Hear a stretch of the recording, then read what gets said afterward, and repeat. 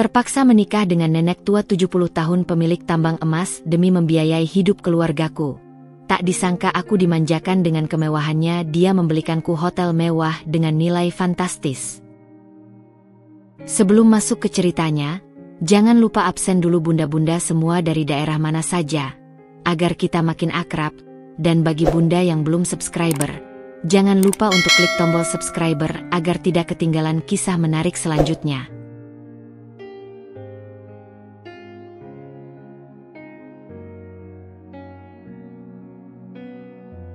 Udara Jakarta di pertengahan tahun ini terasa lebih menyesakan dari biasanya. Bukan hanya karena polusi atau teriknya matahari yang membakar kulit, melainkan karena beban yang menindih dadaku. Raka, usiaku baru 25 tahun. Seharusnya di titik ini aku sedang bersemangat membangun karir, mengejar impian, atau setidaknya merasakan kebebasan masa muda. Tapi yang ada hanyalah dinding-dinding kusam kamar sewaan kami yang sempit, aroma obat-obatan yang menusuk hidung dari kamar sebelah, dan tatapan sendu ibu yang tak pernah lepas dari ranjang ayah. Ayah, sosok yang dulu gagah dan humoris, kini terbaring lemah, tak berdaya melawan penyakit langka yang menggerogoti tubuhnya. Diagnosisnya datang tiba-tiba, bak petir di siang bolong, sindrom autoimun agresif yang menyerang saraf motorik. Biaya pengobatannya, oh, jangan tanya. Setiap lembar resep, setiap kunjungan rumah sakit, adalah lubang hitam yang menelan tabungan keluarga kami hingga tak bersisa. Bahkan, perhiasan peninggalan nenek yang selama ini disimpan ibu rapat-rapat, kini sudah berpindah tangan. Di sudut ruangan, adik-adikku, Laras, 16 tahun, dan Doni, 10 tahun, mencoba berpura-pura baik-baik saja dengan buku pelajaran mereka yang usang. Namun, aku tahu, mereka sudah berhenti sekolah sebulan yang lalu. Uang saku yang tak lagi ada, seragam yang mulai kekecilan, dan tatapan iba dari teman-teman mereka membuat Laras menyerah dan memilih untuk membantu ibu di rumah, merawat ayah. Doni, si bungsu yang ceria, kini lebih banyak diam, coretan gambarnya di buku pun tak secerah dulu. Aku sendiri, seorang lulusan D3 Teknik Sipil yang dulu berangan-angan membangun gedung pencakar langit, kini hanya seorang kuli bangunan lepas. Penghasilanku tak menentu, seringkali hanya cukup untuk makan sehari-hari dan membeli kebutuhan dasar. Setiap sen yang kudapatkan langsung kuserahkan pada ibu, berharap itu bisa sedikit meringankan beban. Tapi, kenyataannya pahit. Hutang semakin menumpuk, menggunung seperti awan gelap di atas kepala kami. Pinjaman dari tetangga, dari bank keliling, hingga rentenir, semua sudah kami jajal. Ancaman demi ancaman sudah menjadi santapan harian. Bahkan, surat peringatan dari pemilik kontrakan pun sudah tergeletak di meja lusuh, menanti waktu di mana kami harus angkat kaki dari satu-satunya tempat berlindung kami. Malam itu, setelah pulang kerja dengan tubuh remuk redam, aku mendapati ibu menangis terseduh-seduh di dapur, bahunya bergetar hebat. "Raka," bisiknya dengan suara tercekat, "ayah butuh operasi segera. Kalau tidak. Ibu tak sanggup melanjutkan. Matanya yang sembab menatapku penuh harap, namun juga putus asa. Operasi itu membutuhkan biaya yang sangat besar, jauh melampaui kemampuan kami. Aku memejamkan mata, membiarkan kelelahan dan keputusasaan meremukkan hatiku. Apa lagi yang bisa kulakukan? Semua jalan seolah tertutup. Langit-langit kamar kontrakan kami yang retak terasa seperti runtuh menimpaku. Aku tahu, aku harus melakukan sesuatu, apapun itu, demi keluargaku. Meskipun itu berarti mengorbankan diriku sendiri. Malam itu, dinginnya angin Jakarta menusuk hingga ke tulang. Lampu jalan yang remang-remang di gang sempit kontrakan kami seolah ikut meredup, mencerminkan suasana hatiku yang kelam. Setelah tangisan ibu mereda, setelah kulihat Laras dan Doni terlelap dalam kegelisahan mimpi mereka, aku melangkah keluar, mencari sedikit udara segar di teras depan yang hanya cukup untuk satu kursi reot. Udara yang seharusnya menenangkan justru terasa semakin berat, menyesakkan paru-paru. Ponsel di saku celanaku bergetar, memecah kesunyian yang mencekam. Sebuah nama asing, atau lebih tepatnya, nama yang tak begitu ku kenal akrab, tertera di layar, Pak Darman. Dia adalah kenalan lama ayah, dulunya seorang maklar tanah yang cukup disegani di kampung. Sekarang, kudengar ia sudah pensiun dan hidup nyaman dari hasil investasinya. Sesekali kami bersua di acara-acara takziah atau hajatan, tapi tak pernah ada percakapan pribadi yang mendalam. Aku ragu mengangkatnya. Apakah ini tentang salah satu hutang ayah yang belum terbayar?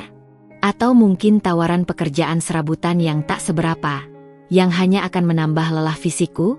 Namun, dorongan putus asa dan secercah harapan samar membuatku menekan tombol hijau. Halo, Pak Darman.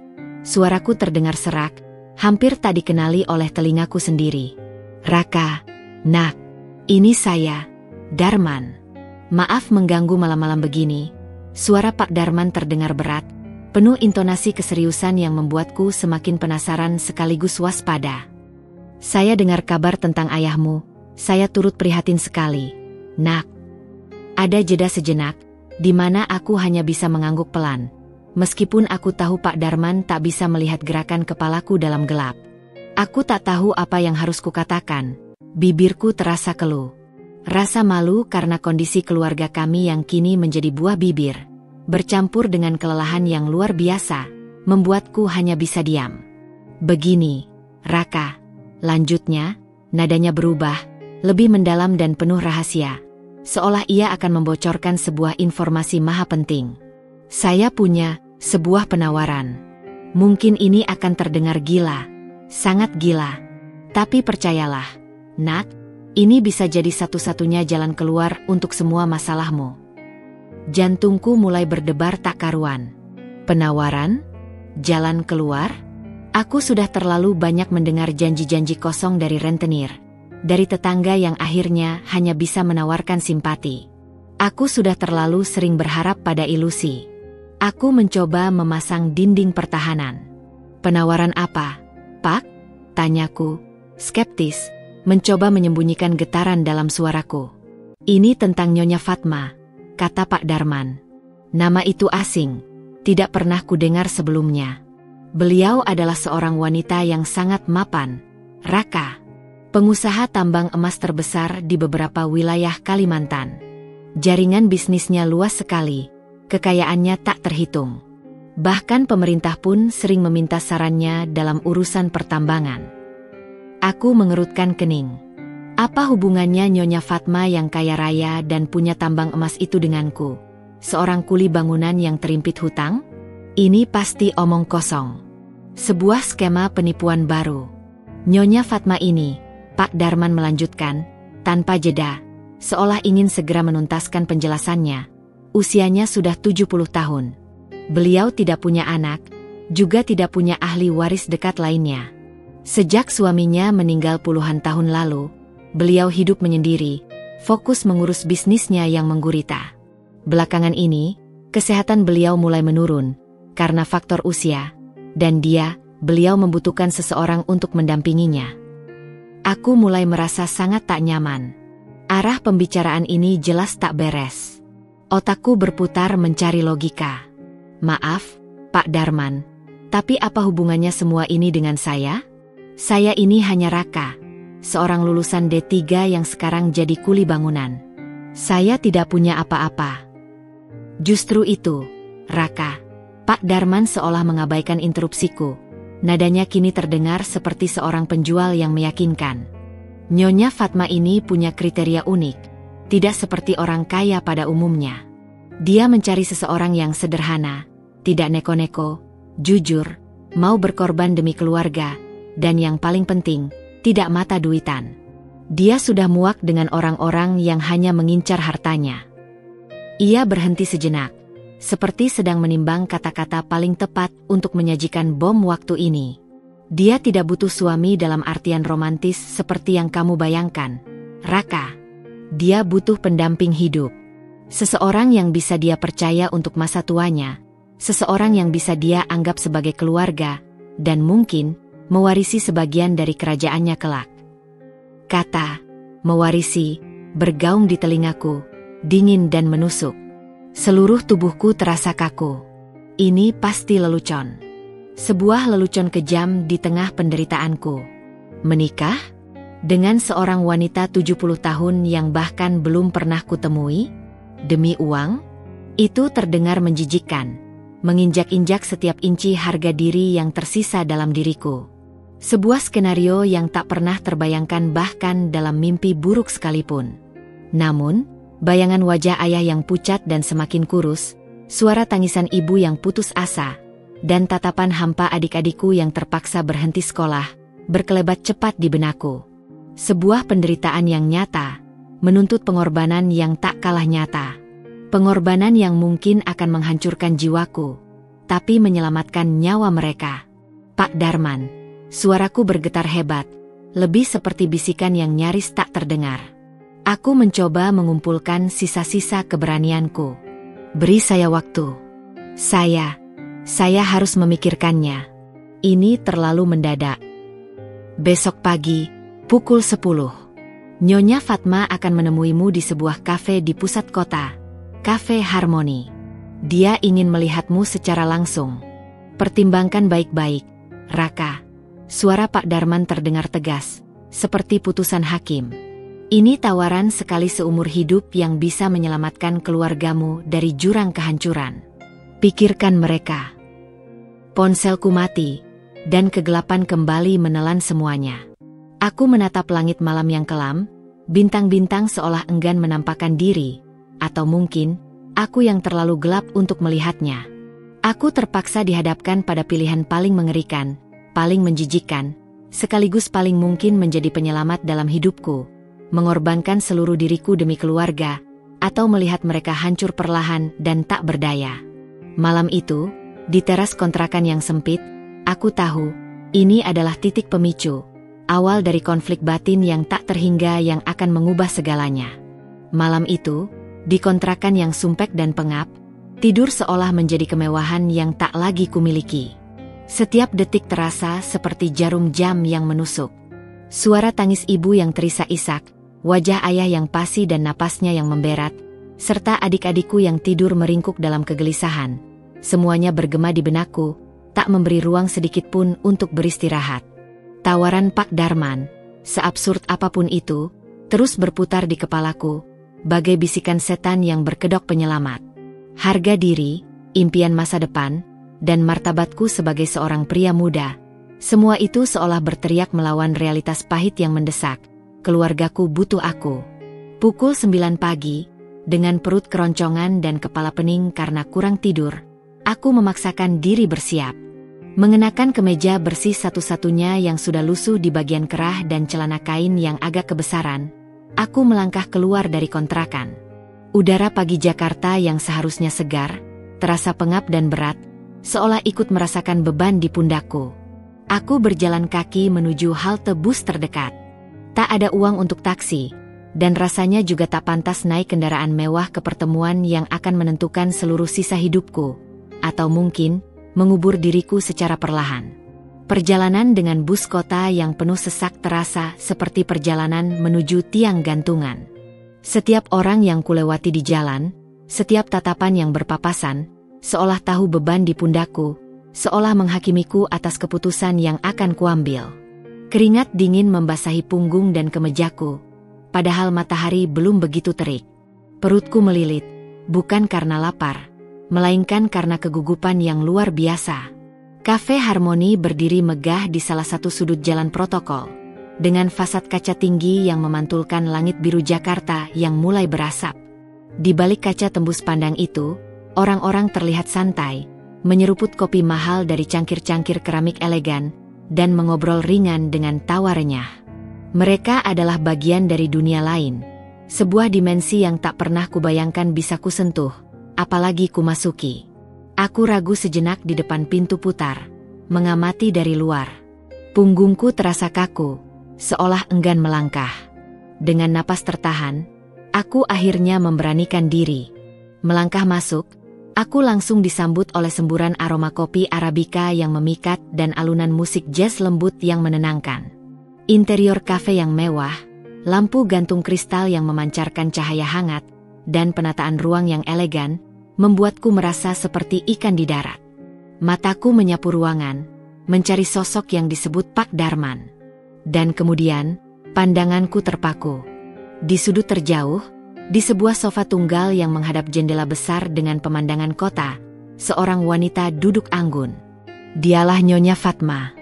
Usianya memang 70 tahun, seperti yang Pak Darman katakan, namun kesan pertama yang kudapatkan jauh dari bayangan, nenek tua renta. Rambutnya putih keperakan, tertata rapi dalam gelungan klasik yang elegan, tanpa sehelai pun anak rambut yang lepas.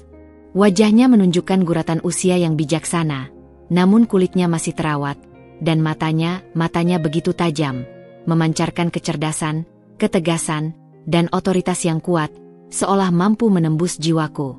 Ia mengenakan blus sutra berwarna gelap yang tampak mahal, dengan bros berlian kecil berkilau di dadanya yang elegan. Di depannya terhidang secangkir teh herbal yang mengepul, bukan kopi. Dia terlihat begitu tenang, begitu berkelas, seolah ia adalah seorang ratu yang sedang menunggu audiensi dengan rakyatnya. Jantungku berdebar tak karuan, seperti genderang perang di dada. Ini dia, sosok yang akan mengubah segalanya. Dia mengangkat tatapannya, dan mata kami bertemu. Tidak ada ekspresi terkejut di wajahnya, tidak ada kerutan dahi karena heran. Seolah dia sudah tahu aku akan datang, seolah dia sudah mengantisipasi setiap gerak-gerikku, setiap keraguan dalam diriku. Ada semacam rasa penasaran, namun juga evaluasi yang dingin dan tajam di balik tatapan itu. Itu bukan tatapan belas kasihan, melainkan sebuah penilaian murni. Aku merasa seperti sedang diuji, dipindai, diukur dari ujung kaki hingga kepala. Dengan jemarinya yang lentik, dihiasi cincin berlian sederhana namun memikat, ia memberi isyarat padaku, mengundangku untuk mendekat. Langkahku terasa berat, seperti setiap inci ototku menolak untuk bergerak maju. Aku berjalan mendekatinya, mencoba memancarkan ketenangan yang sama sekali tidak kurasakan. Dalam hati, aku terus berucap, ini demi ayah, ini demi ibu, ini demi adik-adik. Raka, suaranya rendah, agak serak namun jelas dan penuh wibawa. Tidak ada nada mengejek atau meremehkan di sana, hanya otoritas yang tak terbantahkan. Silakan duduk. Aku duduk di kursi di seberangnya, merasakan kain jok yang lembut namun tetap terasa kaku karena posisiku. Aku merasa sangat kecil, seperti semut di hadapan seekor singa. Jemariku tanpa sadar meremas ujung kemejaku yang sudah lusuh di bagian paha. Ya, Nyonya, jawabku. Suaraku nyaris tak terdengar, tenggorokanku tercekat. Pak Darman sudah menjelaskan semuanya, bukan? Tanyanya, langsung ke inti permasalahan, tanpa basa-basi yang tak perlu. Tatapannya lurus padaku, seolah mencoba menembus setiap pertahananku, membaca setiap pikiran di balik mata. Aku menelan ludah yang terasa berat. Sudah, Nyonya. Dan apa keputusanmu? Ia tak memberiku waktu untuk berpikir panjang, atau bahkan menarik napas panjang. Desakan itu terasa mencekik. Aku menatapnya. Wanita ini, dengan segala kemewahannya, kekuasaannya, dan ketenangan yang mengancam. Dan aku, dengan segala keputusasaan, kerapuhan, dan keharusan untuk berkorban. Sebuah keputusan yang akan menghancurkan sebagian dari diriku, namun menyelamatkan mereka yang kucintai lebih dari apapun di dunia ini. Aku melihat ketegasan di matanya, tapi entah mengapa, juga sedikit kelelahan yang samar. Dia tidak memaksaku secara eksplisit. Dia hanya menunggu, sabar namun menuntut. Saya bersedia, Nyonya, ujarku akhirnya, suara parau yang nyaris pecah. Setiap kata terasa seperti duri yang menusuk tenggorokanku, menggores luka di jiwaku. Keputusan itu sudah bulat, tapi beratnya tak terkira, seolah beban seluruh dunia baru saja berpindah ke pundakku. Aku melihat sedikit perubahan ekspresi di wajahnya, sekilas saja, semacam kepuasan yang tertahan, atau mungkin hanya kelegaan. Sebuah senyum tipis, nyaris tak terlihat, terukir di bibirnya. Bagus, Nyonya Fatma mengangguk pelan, seolah ini adalah hasil yang sudah dia perkirakan. Aku menghargai pengorbananmu, Raka. Aku tahu ini tidak mudah. Kita akan menandatangani perjanjian pranikah yang sangat rinci. Semua jaminan untuk keluargamu akan tertulis di sana, termasuk biaya pengobatan ayahmu yang tak terbatas, biaya pendidikan adik-adikmu hingga jenjang tertinggi yang mereka inginkan, dan tunjangan bulanan yang sangat layak untuk ibumu dan mereka, untuk memastikan mereka hidup nyaman tanpa harus khawatir.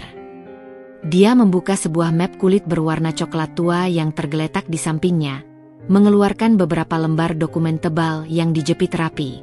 Ini bukan lagi tawaran lisan yang bisa ditarik kapan saja. Ini adalah kontrak. Sebuah ikatan hukum. Belenggu yang akan kuikatkan pada diriku sendiri, dengan harapan bisa melepaskan belenggu lain yang melilit keluargaku. Pernikahan ini, lanjut Nyonya Fatma, tanpa mengubah ekspresi wajahnya yang tenang namun serius, akan dilakukan secara tertutup, secepatnya. Hanya formalitas hukum. Tidak ada yang perlu tahu detailnya. Kau akan segera tinggal di rumahku, dan memulai hidup barumu di sana. Dan di sana, kau akan mulai mempelajari semua hal tentang duniaku. Sebuah dunia yang mungkin tak pernah kau bayangkan ada. Dunia yang tak pernah kubayangkan. Sebuah dunia yang akan menjadi sangkarku, meski terbuat dari emas. Aku menatap dokumen-dokumen di tangannya, lalu kembali menatap mata tajam Nyonya Fatma. Di sana, aku melihat bayangan diriku yang akan datang, terperangkap dalam kemewahan, terbelenggu oleh sebuah janji, dan mungkin kehilangan sebagian dari diriku sendiri. Namun, saat kulihat kembali wajah ayah yang terbaring lemah di benakku, aku tahu, demi mereka, demi keluargaku, aku harus melangkah. Ini adalah permulaan dari pengorbanan terbesarku, sebuah perjalanan yang tak akan pernah bisa kuduga akhirnya. Hanya 2 hari. 2 hari yang terasa seperti sewindu. Dalam waktu sesingkat itu, hidupku, Raka, yang selama 25 tahun berkutat dengan kerasnya Jakarta dan pahitnya kemiskinan, berbalik 180 derajat. Sebuah mobil limosin hitam legam, yang selama ini hanya kulihat di layar televisi, kini terparkir gagah di depan gang sempit kontrakan kami, menjemputku. Aku meninggalkan ibu yang berlinang air mata, bibirnya tak henti mengucapkan doa dan terima kasih yang bercampur getir. Adik-adikku, Laras dan Doni, menatapku dengan tatapan campur aduk antara bingung, sedih, dan secercah harapan yang samar. Aku mencoba tersenyum, menguatkan hati mereka, meyakinkan bahwa ini adalah langkah terbaik untuk kita semua. Tapi rasanya, senyum itu lebih mirip topeng duka yang nyaris tak bisa menutupi kehancuran di dalam diriku. Pak Darman, dengan pakaian necisnya, sudah menunggu di samping mobil. Ia mengatur kepindahan singkatku yang hanya melibatkan 1 tas ransel lusuh. Dengan cekatan, ia menyerahkan sebuah amplop tebal berisi uang muka yang jumlahnya fantastis untuk biaya rumah sakit ayah. Sebagian dari hutang rentenir yang mencekik pun langsung dilunasi, memberi sedikit napas lega bagi ibu dan beban yang terangkat dari pundakku. Perjalanan singkat menuju kediaman Nyonya Fatma terasa begitu panjang. Setiap putaran roda mobil itu seolah menjauhkan diriku dari duniaku yang lama, dan mendorongku masuk ke sebuah realitas baru yang terasa asing dan mengerikan. Ketika gerbang besi tempa yang menjulang tinggi, diukir dengan detail rumit dan dijaga ketat oleh petugas keamanan berseragam, terbuka perlahan, aku terperangah. Ini bukan sekadar rumah. Ini adalah kompleks, sebuah benteng kemegahan. Taman luas terbentang di hadapanku, dihiasi patung-patung marmer klasik dan air mancur yang gemericik, menciptakan simfoni visual dan audio yang kontras dengan kekacauan pikiranku. Bangunan utamanya, sebuah mensyahan bergaya klasik Eropa dengan pilar-pilar kokoh yang menjulang tinggi dan jendela-jendela besar yang mengkilap, tampak begitu megah hingga membuatku merasa sangat kecil, bagai sebutir debu yang tak berarti. Ini bukan lagi rumah, ini adalah istana. Dan aku, yang dulu hanya berangan-angan membangun gedung pencakar langit, kini menjadi penghuni di dalamnya, lebih tepatnya, seorang tawanan di sangkar emas. Seorang kepala pelayan parubaya dengan setelan rapi, rambut tersisir klimis, dan ekspresi tenang, Pak Herman, menyambutku di pintu utama yang terbuat dari kayu jati berukir. Ia memperkenalkan beberapa staf lain, ada koki bertubuh besar, tukang kebun dengan topi lebar, dan beberapa asisten rumah tangga berwajah ramah namun sigap, yang bergerak cekatan di berbagai sudut. Semuanya memandangku dengan sopan, Namun aku bisa menangkap kilatan rasa ingin tahu yang tersirat di mata mereka. Mereka pasti tahu siapa aku, dan mengapa aku ada di sini. Informasi tentang pernikahan dadakan Nyonya Fatma dengan seorang pemuda yang tak dikenal pasti sudah menyebar di antara mereka. Itu membuatku semakin canggung, merasa seperti barang pameran. Nyonya Fatma tidak menyambutku secara langsung. Ia sedang sibuk di ruang kerjanya, kata Pak Herman, disibukkan dengan panggilan telepon internasional dan laporan-laporan bisnis. Aku pun dibawa ke kamar yang akan menjadi kamarku. Bukan sekadar kamar, ini adalah suite mewah. Kamar tidur luas dengan tempat tidur king size berkanopi yang empuknya tak terkira, kamar mandi marmer dengan jacuzzinya yang mengkilap, dan sebuah ruang duduk pribadi yang dilengkapi televisi layar lebar modern dan rak buku penuh dengan koleksi hardcover. Lemari pakaian yang terpasang di dinding penuh dengan pakaian baru, semua bermerek terkenal dan ukurannya pas dengan badanku. Bahkan beberapa pasang sepatu kulit yang mengkilap sudah tertata rapi. Semuanya disiapkan dengan detail yang luar biasa, menunjukkan standar hidup yang jauh di atasku. Ini adalah kemewahan yang tak pernah kusentuh, bahkan dalam mimpiku yang paling liar sekalipun. Tapi, bukannya gembira, aku justru merasa asing, terasing. Seperti mengenakan pakaian yang kebesaran, meski ukurannya pas, yang membuatku bergerak kaku dan tidak nyaman. Hari-hari awal di rumah Nyonya Fatma terasa seperti hidup dalam gelembung kaca yang terbuat dari kemewahan. Aku bisa merasakan setiap sentuhan kemewahan di sekelilingku, mencium aromanya, tapi aku tidak benar-benar menyentuhnya dengan jiwaku. Itu semua terasa seperti properti, bukan milikku. Nyonya Fatma memang ada di sana. Sesekali kami makan malam bersama di meja makan panjang yang terbuat dari kayu solid. Terasa terlalu besar dan terlalu formal untuk kami berdua. Obrolan kami terbatas, biasanya seputar perkembangan kesehatan ayahku atau bagaimana keluargaku mulai beradaptasi dengan kehidupan yang lebih baik. Dia akan menanyakan apakah ada yang kurang, apakah aku membutuhkan sesuatu. Aku selalu menjawab, tidak. Karena rasanya janggal dan tak pantas meminta lebih dari semua yang sudah kuterima. Sebuah jaminan hidup yang nyaris tak terbatas.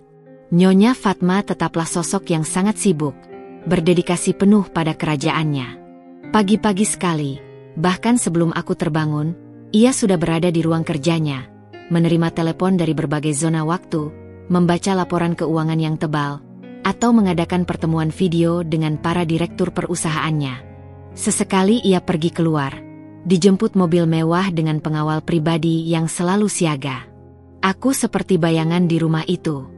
Sebuah pendamping yang nyaris tak memiliki fungsi, tidak dibutuhkan secara emosional, hanya sebagai bagian dari formalitas perjanjian. Keheningan di Mensahn itu seringkali lebih memekakan telinga daripada hiruk-pikuk Jakarta. Keheningan yang dilapisi emas, mengasingkan, dan membuatku merasa terisolasi. Aku mencoba mengisi hari-hariku dengan membaca buku-buku dari perpustakaan pribadinya yang luas dan mengagumkan. Buku-buku tentang ekonomi global, strategi bisnis, bahkan sejarah pertambangan yang begitu detail. Aku tahu ini adalah dunianya, dan entah mengapa, aku merasa tertarik untuk memahaminya, meskipun jauh di lubuk hati aku tahu aku terjebak di dalamnya. Kadang, aku menghabiskan waktu di taman, mengamati para tukang kebun merawat tanaman-tanaman eksotis yang tak pernah kulihat sebelumnya. Aku merasa seperti burung dalam sangkar yang terlalu besar, terlalu indah, namun tetap saja sebuah sangkar. Di malam hari, setelah makan malam yang sunyi dan formal, Nyonya Fatma akan kembali ke ruang kerjanya untuk menyelesaikan pekerjaan yang tak ada habisnya, atau menonton berita ekonomi di ruang keluarga yang luas, ditemani secangkir teh herbal. Aku akan kembali ke kamarku, menatap langit-langit tinggi yang dihiasi lampu kristal yang berkilauan, dan merenungkan nasibku. Apakah ini benar-benar sebuah penyelamatan? Atau sebuah barter yang mematikan jiwaku secara perlahan, mengikis identitasku sedikit demi sedikit? Keluarga kami memang terselamatkan dari jurang kemiskinan. Namun diriku sendiri, Raka, siapa aku sekarang? Pertanyaan itu terus menghantuiku, bergema dalam keheningan emas di rumah Nyonya Fatma, seolah menjadi pengingat konstan akan pengorbanan yang telah kubuat. Minggu-minggu berlalu di Mensahn Nyonya Fatma, perlahan mengubah keheningan canggung menjadi rutinitas yang anehnya mulai terasa biasa. Meskipun masih sering merasa asing, aku mulai menyesuaikan diri dengan pola hidup baru ini. Pagi hari, aku sering menghabiskan waktu di perpustakaan megah Nyonya Fatma. Rak-rak kayu yang menjulang tinggi dipenuhi dengan ribuan buku-buku biografi tokoh-tokoh besar dunia, karya-karya filosofi klasik, hingga tumpukan tebal mengenai manajemen bisnis dan strategi keuangan. Aku menyadari, ini adalah kesempatan langka yang tak ternilai. Aku bisa memperkaya diri dengan ilmu yang tak pernah kubayangkan bisa kusentuh, meskipun dalam bayang-bayang statusku yang tak jelas sebagai suami perjanjian. Anehnya, Nyonya Fatma tidak pernah melarang. Bahkan kadang ia akan meninggalkan beberapa judul buku baru di meja baca pribadiku, seolah ia tahu apa yang kubutuhkan atau apa yang menarik perhatianku. Ada semacam komunikasi tanpa kata di antara kami. Interaksiku dengan Nyonya Fatma masih terbatas pada jamuan makan malam yang formal dan sesekali pertanyaan sopan darinya tentang keadaanku, atau yang paling sering, perkembangan keluarga di kampung.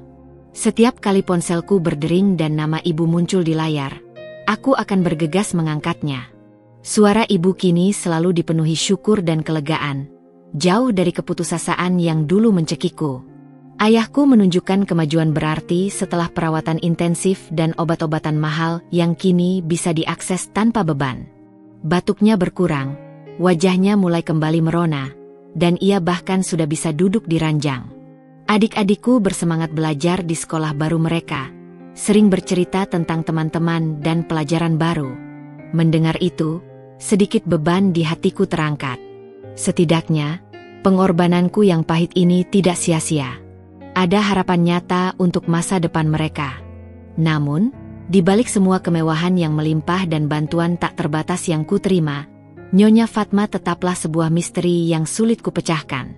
Dia adalah penguasa imperium bisnis, wanita yang bisa mengendalikan ribuan karyawan dan jutaan dolar, namun seringkali terlihat begitu sendirian di Manhattan seluas itu. Aku jarang sekali melihatnya tertawa lepas, atau menunjukkan emosi yang mendalam, kemarahan, kesedihan, bahkan kebahagiaan yang tulus. Dia selalu terkontrol, elegan, profesional, seolah ada dinding tak terlihat yang memisahkannya dari dunia dan perasaannya sendiri. Dia adalah enigma berbalut sutra dan berlian. Sampai suatu sore, hal tak terduga terjadi. Sebuah celah kecil terbuka pada dinding pertahanan itu. Aku sedang berjalan di koridor lantai 2 yang dilapisi karpet tebal, hendak kembali ke kamarku setelah menghabiskan berjam-jam di perpustakaan. Langkah kakiku nyaris tak terdengar. Ketika melewati ruang kerja Nyonya Fatma, pintunya sedikit terbuka, dan dari celah itu, kudengar suara serak yang sangat pelan. Bukan suara perintah yang biasa dia lontarkan kepada asistennya, atau suara rapat bisnis yang serius. Itu, suara isak tangis. Sangat pelan, teredam, namun jelas, dan penuh dengan kepedihan yang tak terhingga.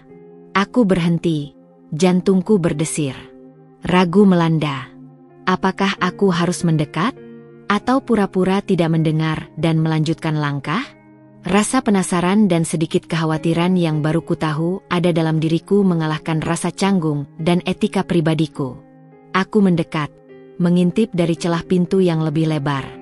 Nyonya Fatma duduk di kursi kebesarannya yang terbuat dari kulit, di depan meja kerja besar yang penuh tumpukan dokumen. Namun, kali ini, dia tidak sedang membaca, menulis, atau menelepon. Kepalanya tertunduk, bahunya bergetar hebat. Jemarinya yang lentik, yang biasa memegang pena mahal atau tablet bisnis, kini memegang erat sebuah bingkai foto perak berukuran kecil. Aku melangkah masuk, pelan-pelan, nyaris tanpa suara. Karpet tebal meredam setiap jejak kaki. Mungkin suara napasku atau aura kehadiranku membuatnya sadar. Dia mengangkat kepalanya dengan cepat, buru-buru menyeka air mata yang membasahi pipinya dengan punggung tangan. Ada sedikit rona merah di matanya yang biasanya tajam, dan wajahnya menunjukkan keterkejutan, bercampur dengan sedikit rasa malu karena ketahuan dalam kondisi rapuh. "Raka?" Suaranya sedikit parau, bukan lagi bernada perintah, melainkan penuh kelembutan yang mengejutkan. "Ada apa?" "Maaf, Nyonya, ujarku, merasa sangat tidak enak karena telah mengganggu privasinya. Saya tidak bermaksud mengganggu. Saya mendengar. Aku tak sanggup melanjutkan, kata-kataku menggantung di udara. Nyonya Fatma menarik napas panjang, mencoba mengendalikan emosinya. Dia menatap bingkai foto di tangannya dengan tatapan penuh duka dan rindu. "Ini foto suamiku," katanya lirih. Suaranya kini lebih lembut dari yang pernah kudengar selama ini. "Kami menikah sangat muda, Raka. Berjuang bersama membangun tambang ini dari nol. Dulu hanya bukit-bukit kosong dan janji. Dia adalah segalanya bagiku. Rekan bisnis, sahabat terbaik, dan cinta sejatiku." Dia mengusap permukaan foto itu dengan ibu jarinya yang bergetar. Dia meninggal dalam sebuah kecelakaan tambang. Tepat hari ini, 30 tahun yang lalu. Aku terdiam, membeku di tempat. Selama ini, aku hanya melihatnya sebagai Nyonya Fatma yang kaya raya, pemilik tambang emas, atau wanita yang kutikahi demi menyelamatkan keluarga. Aku lupa, benar-benar lupa, bahwa dia juga seorang manusia, dengan masa lalu, dengan luka yang mendalam, dan dengan kesepian yang tak terperikan. Kesendiriannya di Menshahan megah ini tiba-tiba terasa lebih nyata, lebih menyayat hati daripada yang kubayangkan. Dia bukan sekadar nenek tua kaya raya, dia adalah wanita yang membawa beban duka dan kenangan yang dalam, yang selama ini ia sembunyikan di balik topeng ketegasan dan kemewahan. "Maaf, Nyonya. Saya tidak tahu," kataku tulus, rasa iba yang murni muncul dalam diriku. Nyonya Fatma memaksakan senyum tipis yang terlihat begitu rapuh. "Tak apa, Raka. Memang jarang ada yang tahu. Orang hanya melihat kekayaanku, kemewahan yang kuperlihatkan. Mereka tak melihat dukaku, tak melihat apa yang telah kuhadapi untuk sampai di titik ini." Dia meletakkan bingkai foto itu kembali ke meja, lalu mengangkat tatapannya padaku, mencari sesuatu di mataku. "Mungkin kau berpikir, mengapa aku, dengan semua kekayaan dan usia seperti ini, masih ingin menikah? Mencari seseorang seperti dirimu." Aku tidak menjawab, hanya menatapnya, menunggu setiap kata yang akan keluar dari bibirnya. "Aku sudah lama sendiri, Raka. Sangat lama." Suaranya kembali lirih, meredup seperti lilin diterpa angin. "Kekayaan tidak bisa membeli kehangatan. Tidak bisa membeli pendamping sejati untuk berbagi sisa hidup. Aku tidak mencari cinta yang menggelora seperti yang dirasakan anak muda. Aku hanya mencari seseorang yang bisa mendampingiku di sisa umurku, yang bisa kupercaya, dan yang mungkin bisa meneruskan apa yang sudah kubangun bersama almarhum suamiku." Ia melihat ke arah bingkai foto suaminya lagi, tatapannya penuh kerinduan. "Suamiku selalu bilang, kekayaan harus punya makna. Tidak boleh mati bersama pemiliknya. Harus ada yang meneruskan perjuangan, yang merawat mimpi-mimpi kami. Dan aku tidak ingin semua ini lenyap begitu saja saat aku tiada, hanya karena tidak ada yang peduli atau mampu mengelolanya." Sebuah pemahaman baru menyelinap ke dalam benakku, jernih dan begitu kuat. Nyonya Fatma bukan hanya mengulurkan tangan padaku karena belas kasihan atau sekadar transaksi. Dia juga membutuhkan sesuatu yang jauh lebih berharga daripada harta, kehadiran, kepercayaan, dan mungkin sebuah ikatan keluarga yang tulus, sebuah penerus warisan hidupnya. Dia adalah seorang wanita yang, di balik mahkota emasnya, juga membawa luka, kesepian, dan harapan yang besar. Keheningan yang menyelimuti Menshahan ini bukan lagi hanya keheningan emas yang mengasingkan, melainkan keheningan seorang wanita yang kesepian dan mencari makna di sisa hidupnya. Momen singkat namun intim ini, yang mengungkapkan sisi manusiawinya, mulai mengubah pandanganku secara fundamental terhadap Nyonya Fatma. Dia bukan sekadar nenek tua 70 tahun pemilik tambang emas. Dia adalah Fatma, seorang wanita yang pernah kehilangan segalanya kecuali kekayaannya, dan kini sedang mencari arti, koneksi, dan warisan dari sisa hidupnya. Dan entah mengapa, aku merasa sedikit terhubung dengannya. Pengungkapan Nyonya Fatma tentang kesepiannya, tentang dukanya yang terpendam, dan alasan sebenarnya di balik pernikahan ini, telah mengikis sebagian besar dinding es yang Raka bangun di sekelilingnya. Nyonya Fatma bukan lagi sekadar nama dalam sebuah kontrak atau sosok misterius yang tak terjamah. Ia mulai melihat wanita itu sebagai manusia yang kompleks, dengan luka dan harapan. Sebuah koneksi, betapapun tipisnya, mulai terbentuk. Pagi setelah kejadian di ruang kerja itu, saat sarapan yang biasanya sunyi, Nyonya Fatma meminta Pak Herman untuk memanggil Raka. Raka datang ke meja makan, merasa sedikit gugup. Ia bertanya-tanya apakah ia telah melanggar batas privasi Nyonya Fatma kemarin sore. Namun, Nyonya Fatma menyambutnya dengan senyum tipis yang hangat, senyum yang jarang sekali Raka lihat. "Raka," katanya, suaranya lembut namun penuh ketegasan yang akrab, "aku punya ide." Dia meletakkan cangkir tehnya dengan anggun. "Bagaimana jika mulai besok, kau ikut denganku ke kantor?" Raka terkejut, hampir tersedak roti yang sedang dikunyahnya. "Ke kantor, Nyonya?" ulang Raka, tak percaya. Otaknya langsung membayangkan tumpukan dokumen dan rapat-rapat penting yang sama sekali bukan dunianya.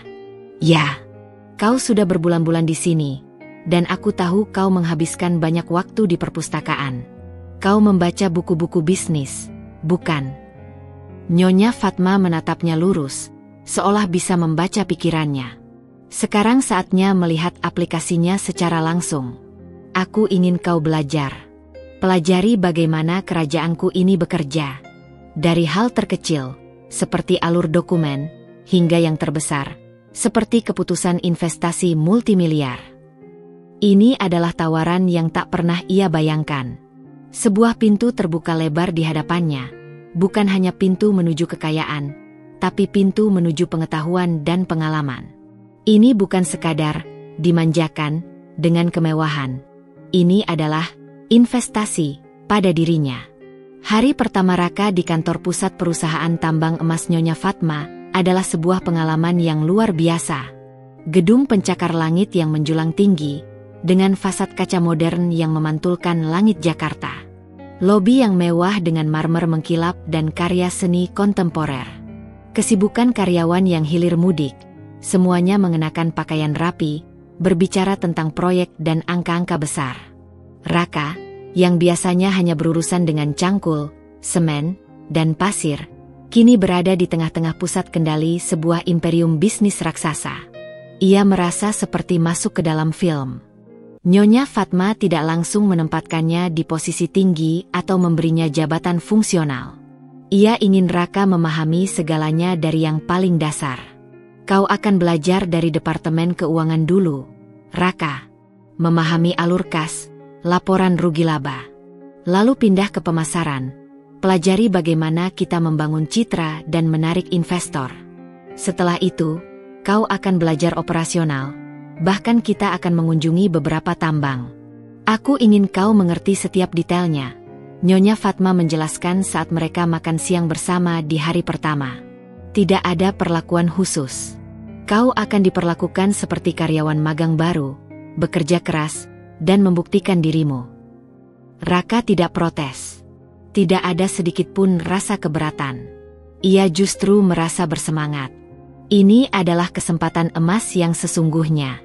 Ia memulai dengan belajar memverifikasi data keuangan yang rumit di Departemen Akuntansi, membantu tim pemasaran menganalisis tren pasar global, hingga mendalami proses operasional di balik layar yang menakjubkan, bagaimana logistik berjalan, bagaimana mesin-mesin raksasa bekerja, bagaimana risiko-risiko di lapangan dikelola.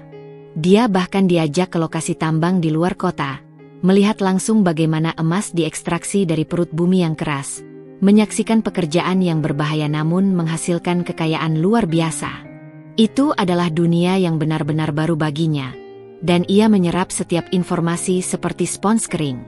Nyonya Fatma sering mengawasinya dari jauh, atau meminta laporan dari kepala departemen tempat Raka magang. Sesekali, ia akan memanggilnya ke ruang kerjanya untuk menanyakan pemahaman Raka tentang suatu proses, atau memberikan arahan spesifik tentang bagaimana menganalisis sebuah laporan. Tidak ada perlakuan istimewa di depan karyawan lain, dan Raka menghargai itu. Dia harus bekerja keras dan membuktikan diri, bukan karena statusnya sebagai suami Nyonya Fatma, tapi sebagai seorang yang berdedikasi. Namun, di balik ketegasan profesional itu, Raka bisa merasakan kehangatan yang terselip dalam setiap interaksi mereka. Nyonya Fatma kadang akan menceritakan kisah di balik strategi bisnisnya, pengalaman pahitnya dalam menghadapi pesaing yang curang, atau visinya yang ambisius untuk masa depan perusahaan. Dia tidak hanya mengajar, dia berbagi. Raka yang dulu hanya seorang kuli bangunan kini mulai terasa otaknya dengan cara yang tak pernah ia bayangkan. Ia belajar menganalisis laporan keuangan yang tebal, memahami fluktuasi harga komoditas global, dan melihat potensi di setiap angka serta tren pasar. Nyonya Fatma tidak hanya memberinya kekayaan materi, tapi juga memberinya ilmu, pengalaman, dan sebuah fondasi kuat untuk masa depan yang belum tergambar jelas. Ini adalah sebuah investasi yang sangat besar, bukan hanya dalam dirinya secara pribadi, tetapi juga dalam keberlanjutan perusahaannya. Suatu siang, saat mereka makan siang bersama di ruang makan pribadi Nyonya Fatma di kantor, yang lebih santai daripada di Mansion, Nyonya Fatma tiba-tiba bertanya, suaranya tenang dan mengamati. Bagaimana perasaanmu sekarang, Raka? Apakah kau masih merasa terperangkap? Raka meletakkan garpunya, menatap Nyonya Fatma yang kini terlihat lebih rileks dan sering tersenyum tulus di hadapannya. Jarak di antara mereka terasa semakin menipis. Awalnya memang begitu, Nyonya. Raka mengakui dengan jujur. Saya merasa seperti burung dalam sangkar emas, terjebak dalam kemewahan yang bukan milik saya. Dia tersenyum tipis, kali ini senyum yang tulus dari hatinya. Tapi sekarang, saya merasa seperti seekor elang muda yang sedang diajari terbang. Anda tidak hanya memberi saya sangkar yang indah, Nyonya. Anda memberi saya sayap, mengajari saya bagaimana menggunakannya, dan menunjukkan langit yang luas untuk saya jelajahi. Nyonya Fatma tertawa kecil, tawa yang lepas dan merdu, sesuatu yang jarang sekali Raka dengar sebelumnya dari wanita setegas dirinya. Wajahnya berseri. Bagus. Itu artinya kau sudah mulai melihat maknanya, Raka. Jangan pernah berhenti belajar. Jangan pernah berhenti terbang, katanya sambil mengangguk pelan, tatapan matanya menunjukkan kebanggaan. Perjalanan belajar Raka ini bukan hanya tentang bisnis dan angka-angka. Ini melampaui itu. Ini adalah perjalanan untuk memahami kedalaman karakter Nyonya Fatma. Di balik ketegasannya yang legendaris, ada kebijaksanaan yang mendalam. Di balik kesendiriannya yang selama ini tersembunyi, ada keinginan yang tulus untuk berbagi ilmu dan meneruskan warisan. Raka mulai melihat bahwa Nyonya Fatma bukanlah belenggu yang mengikatnya, melainkan jembatan yang menghubungkannya menuju potensi dirinya yang belum tergali. Hubungan mereka, yang awalnya didasari oleh perjanjian yang dingin, kini mulai bertransformasi menjadi ikatan yang lebih kompleks dan bermakna. Antara seorang mentor dan murid, antara dua jiwa yang perlahan mulai saling memahami, menghargai, dan membentuk ikatan yang tak terduga. Beberapa bulan telah berlalu sejak Raka mulai aktif terlibat dalam operasional perusahaan Nyonya Fatma. Ia telah menjelajahi berbagai departemen, dari hiruk-pikuk kantor pusat yang berpendingin udara hingga kerasnya lapangan tambang yang penuh debu dan suara bising. Namun, dari semua pengalaman itu, ada satu kunjungan yang paling membekas dan menjadi titik balik penting dalam pemahamannya tentang Nyonya Fatma, perjalanan ke lokasi tambang utama di Kalimantan. Perjalanan itu sendiri adalah sebuah petualangan yang tak pernah terbayangkan oleh Raka sebelumnya. Dari Jakarta, ia dan Nyonya Fatma terbang dengan jet pribadi yang mewah, sebuah pengalaman pertama bagi Raka. Setelah mendarat di landasan pribadi, mereka melanjutkan perjalanan dengan helikopter menuju area terpencil yang dikelilingi hutan hujan tropis lebat. Udara di sana jauh berbeda dengan Jakarta. Lebih bersih, lebih lembab, namun penuh dengan aroma tanah basah, bau mesin diesel yang kuat, dan aroma besi yang samar.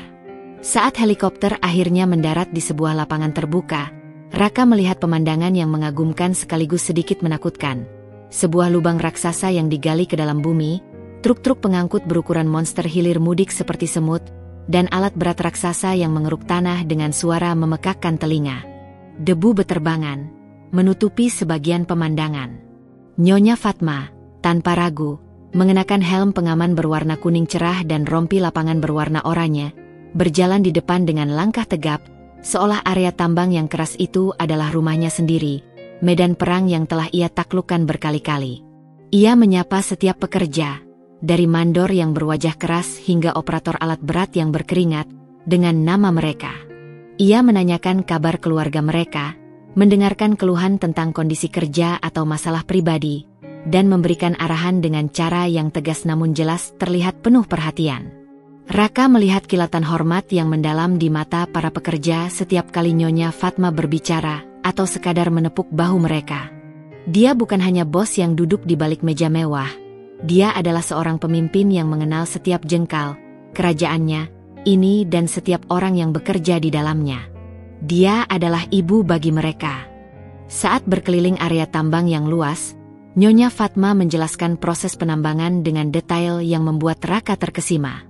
Ia berbicara tentang geologi tanah dan batuan, teknik ekstraksi emas yang rumit, tantangan lingkungan yang harus mereka hadapi dan cara mengelolanya, serta betapa berharganya setiap gram emas yang dihasilkan dari perut bumi yang keras itu. Ia menunjuk ke arah bebatuan yang baru dikeruk, menjelaskan formasi geologisnya, dan berbicara tentang sejarah tambang itu, bagaimana suaminya dulu pertama kali menemukan deposit emas di tempat terpencil ini, bagaimana mereka berjuang keras membangun infrastruktur dasar di tengah hutan belantara, menghadapi bahaya alam, penyakit, dan ketidakpastian finansial yang mengancam. Setiap gram emas yang kita hasilkan ini, Raka, katanya sambil menunjuk tumpukan tanah yang baru dikeruk oleh alat berat, suaranya sedikit meninggi melawan deru mesin, adalah hasil dari keringat, air mata, dan bahkan darah. Bukan hanya dari para pekerja tangguh ini, tapi juga dari suamiku dan diriku sendiri. Ada nada nostalgia sekaligus kebanggaan yang mendalam dalam suaranya. Dulu, kami tidur di tenda sederhana di sini, di bawah langit terbuka, makan seadanya, dan berlindung dari hujan badai yang bisa datang kapan saja. Kami harus melawan malaria dan segala jenis penyakit hutan. Kami membangun ini sedikit demi sedikit, batu demi batu, mesin demi mesin, dengan keyakinan bahwa suatu hari, tempat ini akan memberikan kemakmuran. Raka mendengarkan dengan saksama, pikirannya dipenuhi gambaran perjuangan Nyonya Fatma dan suaminya. Ia melihat luka-luka yang samar di tangan Nyonya Fatma yang dulunya mulus, bukti dari kerja keras fisik yang tak terbayangkan. Ia merasakan aura yang sangat berbeda di sini, jauh dari kemewahan Mensyahn atau formalitas kantor pusat.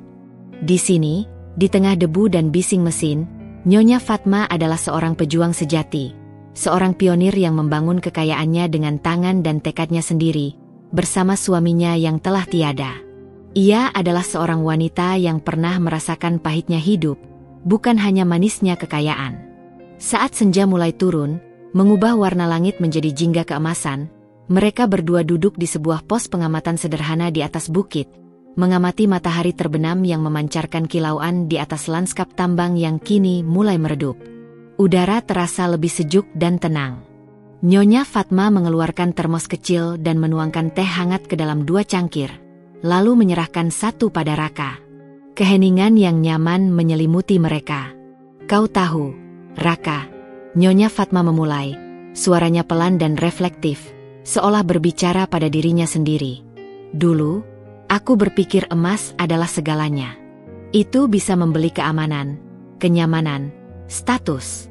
Tapi setelah suamiku tiada, aku menyadari, emas tidak bisa membeli waktu yang hilang, tidak bisa membeli kehangatan keluarga, tidak bisa mengisi kekosongan yang ditinggalkan oleh orang yang kita cintai."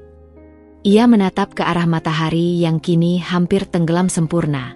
"Aku menghabiskan sisa hidupku untuk mengembangkan semua ini, untuk menjaga warisan yang telah dia tinggalkan.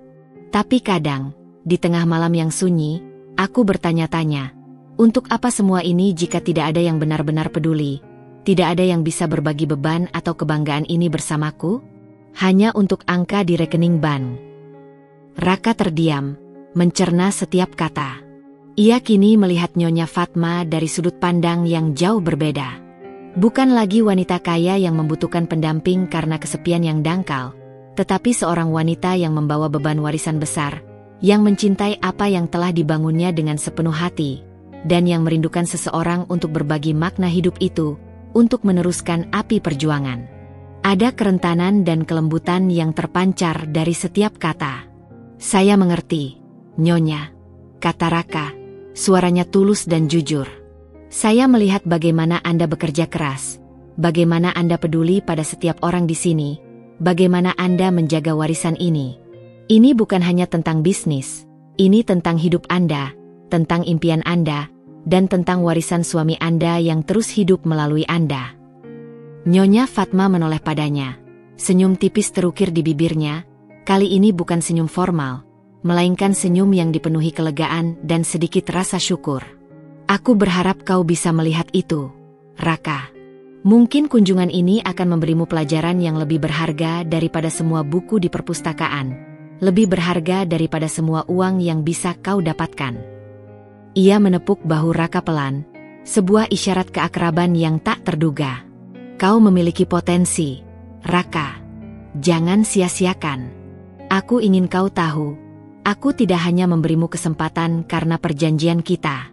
Aku percaya padamu. Aku melihat sesuatu dalam dirimu." Matahari akhirnya tenggelam, menyisakan jejak jingga yang memudar di langit. Raka merasakan sesuatu yang hangat menjalar di dadanya. Itu bukan hanya rasa hormat yang semakin dalam, tapi semacam ikatan baru yang mulai terbentuk di antara mereka, ikatan yang melampaui perjanjian di atas kertas.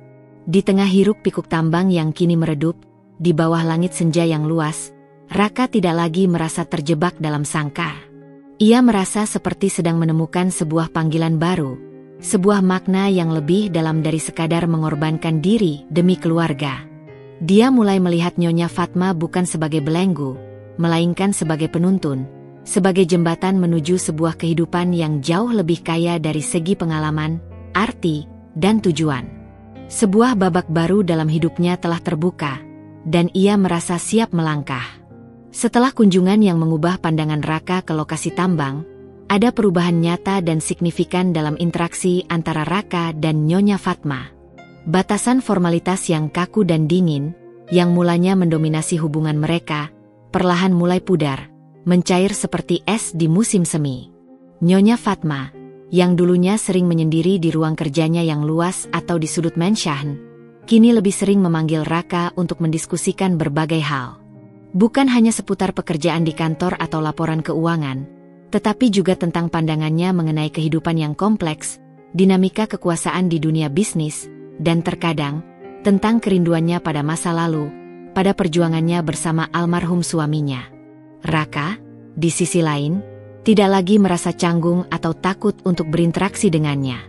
Rasa hormatnya tumbuh menjadi sesuatu yang lebih dalam, dan ia mulai merasa nyaman untuk bertanya, memberikan masukan yang konstruktif, bahkan kadang menyanggah pendapat Nyonya Fatma dengan argumen logisnya yang kini semakin terasa. Ini bukan lagi hubungan bos karyawan yang hierarkis, melainkan sebuah ikatan mentor-murid yang semakin mendalam, bahkan dengan sentuhan persahabatan yang tak terduga. Raka merasakan dirinya tumbuh, bukan hanya secara intelektual tetapi juga emosional. Suatu sore yang cerah, mereka sedang berada di ruang kerja Nyonya Fatma yang selalu rapi namun kini dipenuhi tumpukan laporan keuangan tebal, analisis pasar global, dan peta-peta pertambangan. Udara di ruangan itu terasa berat dengan informasi. Nyonya Fatma menjelaskan sebuah strategi investasi baru yang sangat berani, yang melibatkan akuisisi saham mayoritas di perusahaan mineral lain yang lebih kecil namun memiliki potensi besar. Angkanya sangat besar, puluhan miliar rupiah, dan risiko kegagalan juga tidak kalah tingginya. Raka bisa melihat potensi keuntungan, tetapi alarm peringatan di kepalanya juga berbunyi. Raka mendengarkan dengan seksama, otaknya bekerja keras mencerna setiap data, setiap grafik, dan setiap proyeksi yang Nyonya Fatma jelaskan. Ia membiarkan Nyonya Fatma selesai berbicara, mengamati ekspresi wajahnya yang tenang namun penuh perhitungan. Setelah Nyonya Fatma selesai memaparkan rencananya, Raka memberanikan diri untuk menyuarakan keraguannya, yang dulunya tak akan pernah ia berani lakukan. "Nyonya," katanya, suaranya tenang namun mengandung ketegasan yang baru ia miliki. "Strategi akuisisi ini memang menjanjikan keuntungan besar. Saya akui. Namun, risikonya juga sangat tinggi. Apakah ini layak dipertaruhkan? Raka menatap Nyonya Fatma, mencari jawaban di matanya. Saya hanya berpikir, ada ribuan karyawan yang bergantung pada perusahaan ini. Nyonya, bukankah lebih aman jika kita fokus pada pengembangan tambang yang sudah ada? Membangun fasilitas baru yang lebih efisien, meningkatkan kesejahteraan karyawan, memastikan stabilitas jangka panjang? Itu akan memakan waktu, tapi lebih pasti. Raka mengungkapkan pemikirannya, yang terinspirasi langsung dari kunjungan ke tambang dan percakapannya dengan para pekerja, yang melihat Nyonya Fatma sebagai sosok pelindung. Nyonya Fatma terdiam. Sesaat, dia mengambil cangkir tehnya, menyesapnya perlahan. Matanya yang tajam mengamati Raka, seolah menembus kedalaman pemikirannya. Raka merasa tegang, khawatir telah melewati batas atau mengecewakannya. Apakah ia terlalu berani? Pikiran yang bagus, Raka, kata Nyonya Fatma akhirnya, suaranya tenang, tanpa nada marah atau kecewa sedikit pun. Justru ada semacam penghargaan di sana. Kau tidak hanya melihat angka-angka di laporan keuangan. Kau melihat manusia di baliknya. Kau melihat dampak dari setiap keputusan. Itu bagus. Sangat bagus. Itulah yang membedakan seorang pemimpin dari seorang pengusaha biasa. Raka menghela napas lega. Ketegangan di bahunya sedikit mengendur. Dengar, Raka. Nyonya Fatma melanjutkan, matanya menatap jauh keluar jendela besar, memandang ke cakrawala kota yang ramai. Bisnis ini, terutama di sektor pertambangan, itu seperti lautan. Kau tidak bisa hanya berlayar di perairan tenang selamanya. Kadang, kau harus berani menghadapi badai, berlayar ke perairan yang belum dipetakan, untuk menemukan pulau-pulau baru yang berisi harta karun. Atau, kau akan stagnan dan tenggelam oleh gelombang yang lebih besar. Ia kembali menatap Raka. Aku berani mengambil risiko ini karena aku tahu potensi besar di baliknya. Dan yang lebih penting, aku tahu bagaimana cara meminimalkan risikonya dengan perhitungan yang matang. Tapi, yang lebih penting lagi dari sekadar keuntungan finansial, ini tentang menjaga posisi kita di pasar global.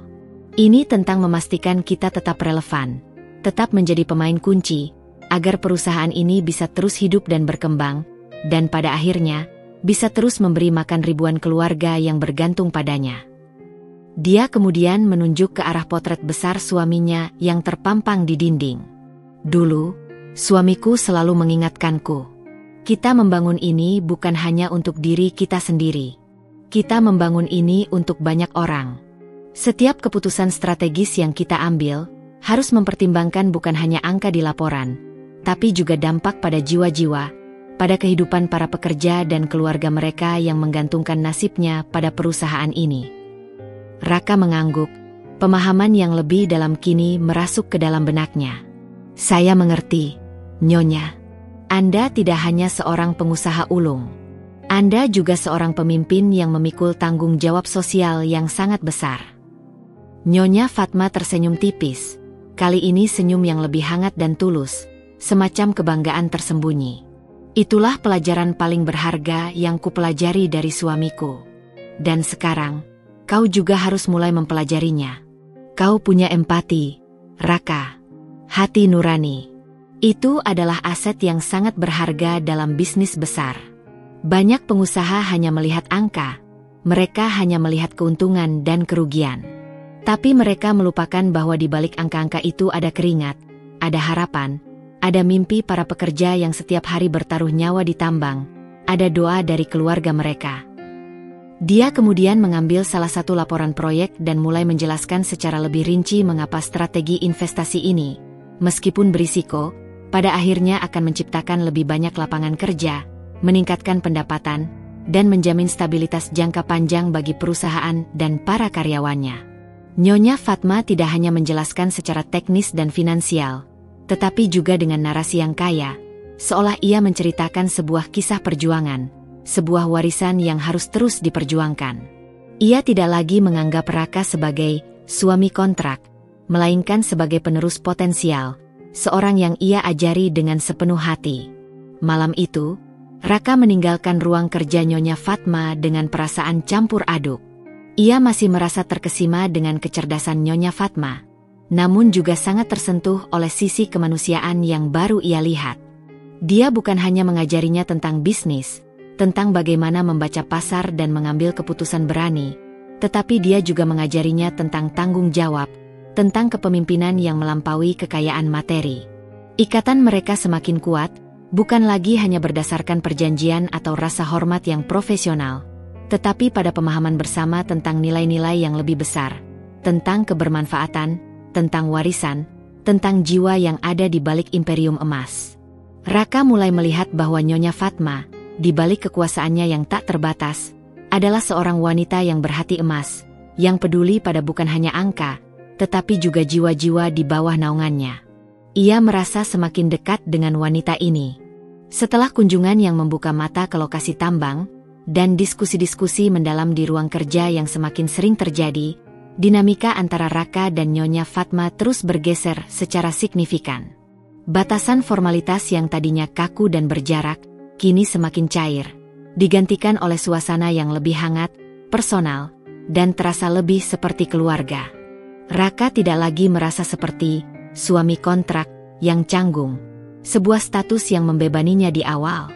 Ia kini merasa lebih seperti anggota keluarga yang sedang diasuh, diajari dengan sabar, dan sepenuhnya dipercaya. Nyonya Fatma, di sisi lain, tampak jauh lebih santai di hadapan Raka. Senyumnya kini lebih sering muncul, tidak lagi kaku atau formal, dan tawa ringannya yang renyah lebih sering terdengar di menshahen yang dulunya sunyi itu. Suatu sore yang cerah, Nyonya Fatma meminta Raka menemaninya dalam kunjungan pribadi. "Raka, aku ingin kau ikut denganku hari ini. Ada tempat yang sangat berarti bagiku," katanya dengan nada yang tidak biasa, penuh antisipasi. Raka mengangguk, penasaran akan kemana Nyonya Fatma akan membawanya kali ini. Mobil limosin mewah mereka melaju membelah kota, bukan menuju gedung perkantoran, melainkan ke sebuah area yang lebih sederhana, di pinggir kota. Di sana, berdiri sebuah bangunan besar yang bersih dan terawat rapi. Sebuah panti asuhan yang ia dirikan dan danai sepenuhnya sejak puluhan tahun lalu. Sebuah fakta yang sama sekali baru bagi Raka. Setibanya di sana, suasana panti asuhan itu begitu hidup dan penuh sukacita. Puluhan anak-anak dari berbagai usia, mulai dari balita hingga remaja, berlarian riang di halaman yang luas, tertawa lepas, dan belajar di ruang kelas yang ceria. Begitu Nyonya Fatma melangkah masuk ke gerbang, mereka langsung mengenalinya dan mengerubunginya dengan antusias, memanggilnya Nenek Fatma, dengan suara-suara kecil yang penuh kasih sayang dan kegembiraan. Nyonya Fatma, wanita yang begitu berwibawa dan tegas di dunia bisnis, yang tak pernah menunjukkan kelemahan, kini berubah total di hadapan anak-anak itu. Wajahnya berseri-seri, senyumnya begitu tulus, dan matanya memancarkan kelembutan yang luar biasa, seolah ia adalah seorang nenek sejati.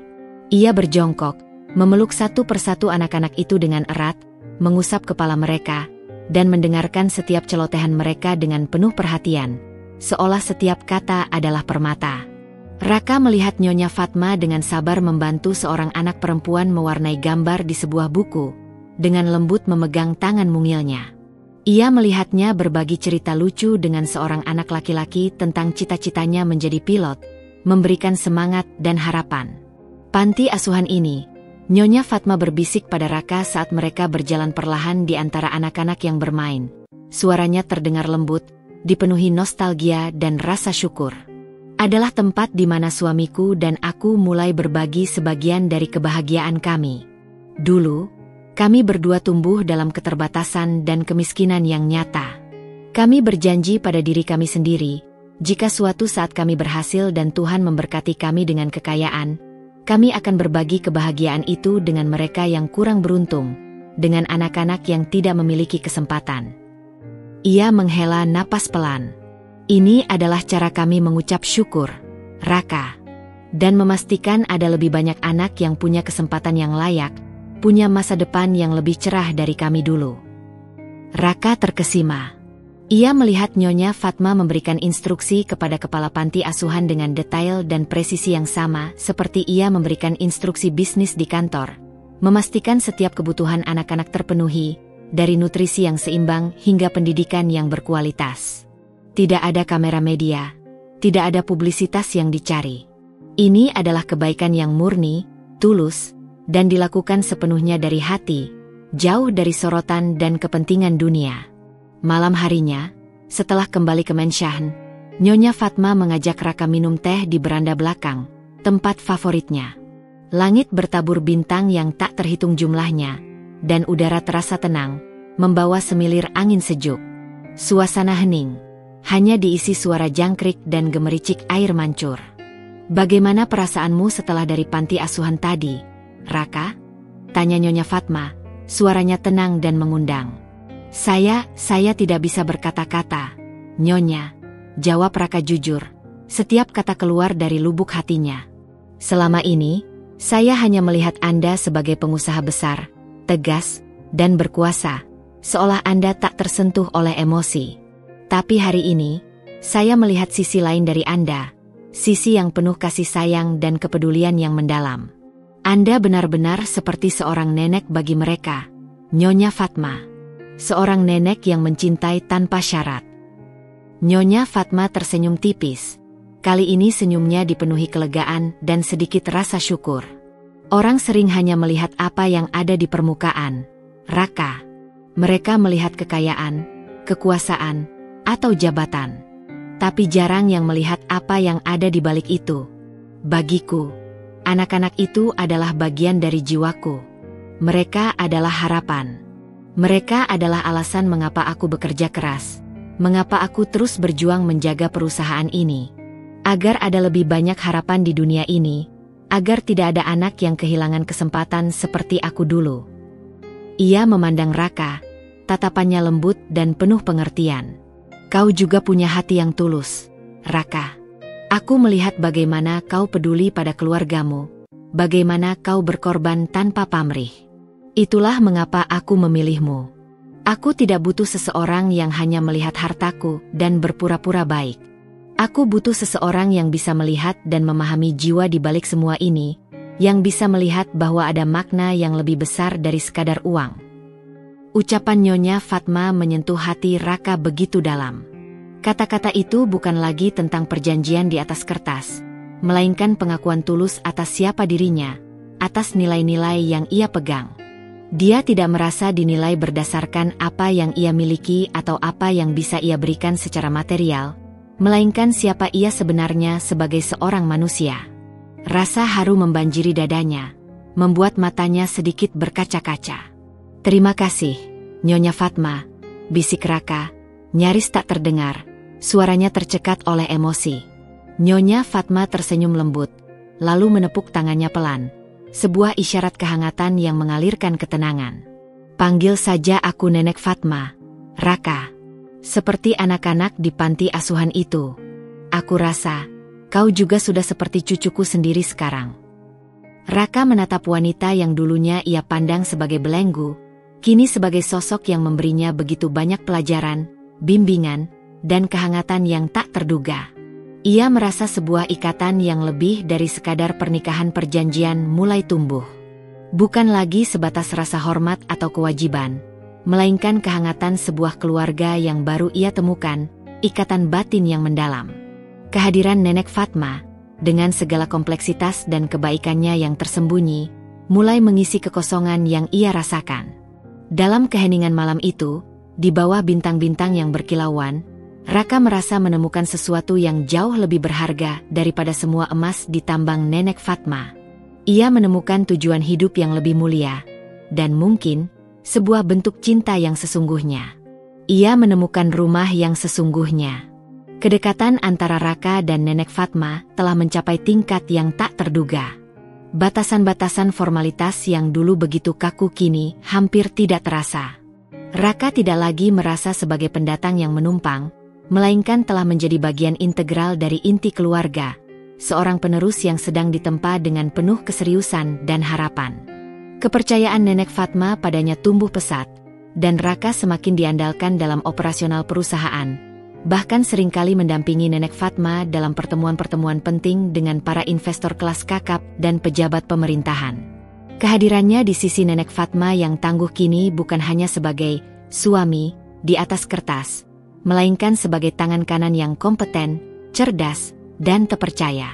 Suatu hari yang mendung, di tengah rapat direksi yang biasanya tenang, sebuah berita buruk datang dari salah satu tambang Nenek Fatma di pedalaman Kalimantan. Indikasi aktivitas penambangan ilegal dalam skala besar telah terdeteksi, dilakukan oleh kelompok tak dikenal yang memiliki jaringan luas dan sangat terorganisir. Mereka mulai mengancam operasional tambang, mengintimidasi pekerja, dan bahkan mencuri hasil bumi. Kabar ini sontak membuat Nenek Fatma murka sekaligus sangat khawatir. Ini bukan hanya soal potensi kerugian finansial yang mencapai triliunan rupiah, tapi juga ancaman serius terhadap keselamatan ribuan karyawannya yang mencari nafkah di sana, serta reputasi perusahaan yang telah dibangun dengan susah payah selama puluhan tahun. Nenek Fatma segera mengadakan rapat darurat dengan para direktur utama dan kepala keamanan perusahaan. Suasana rapat sangat tegang, diwarnai kekhawatiran dan wajah-wajah serius. Berbagai strategi dibahas, dari pelaporan resmi ke aparat berwenang di tingkat pusat dan daerah, hingga peningkatan drastis keamanan internal dengan penambahan jumlah pengawal dan sistem pengawasan canggih. Namun, ada keraguan yang tersirat di antara para petinggi.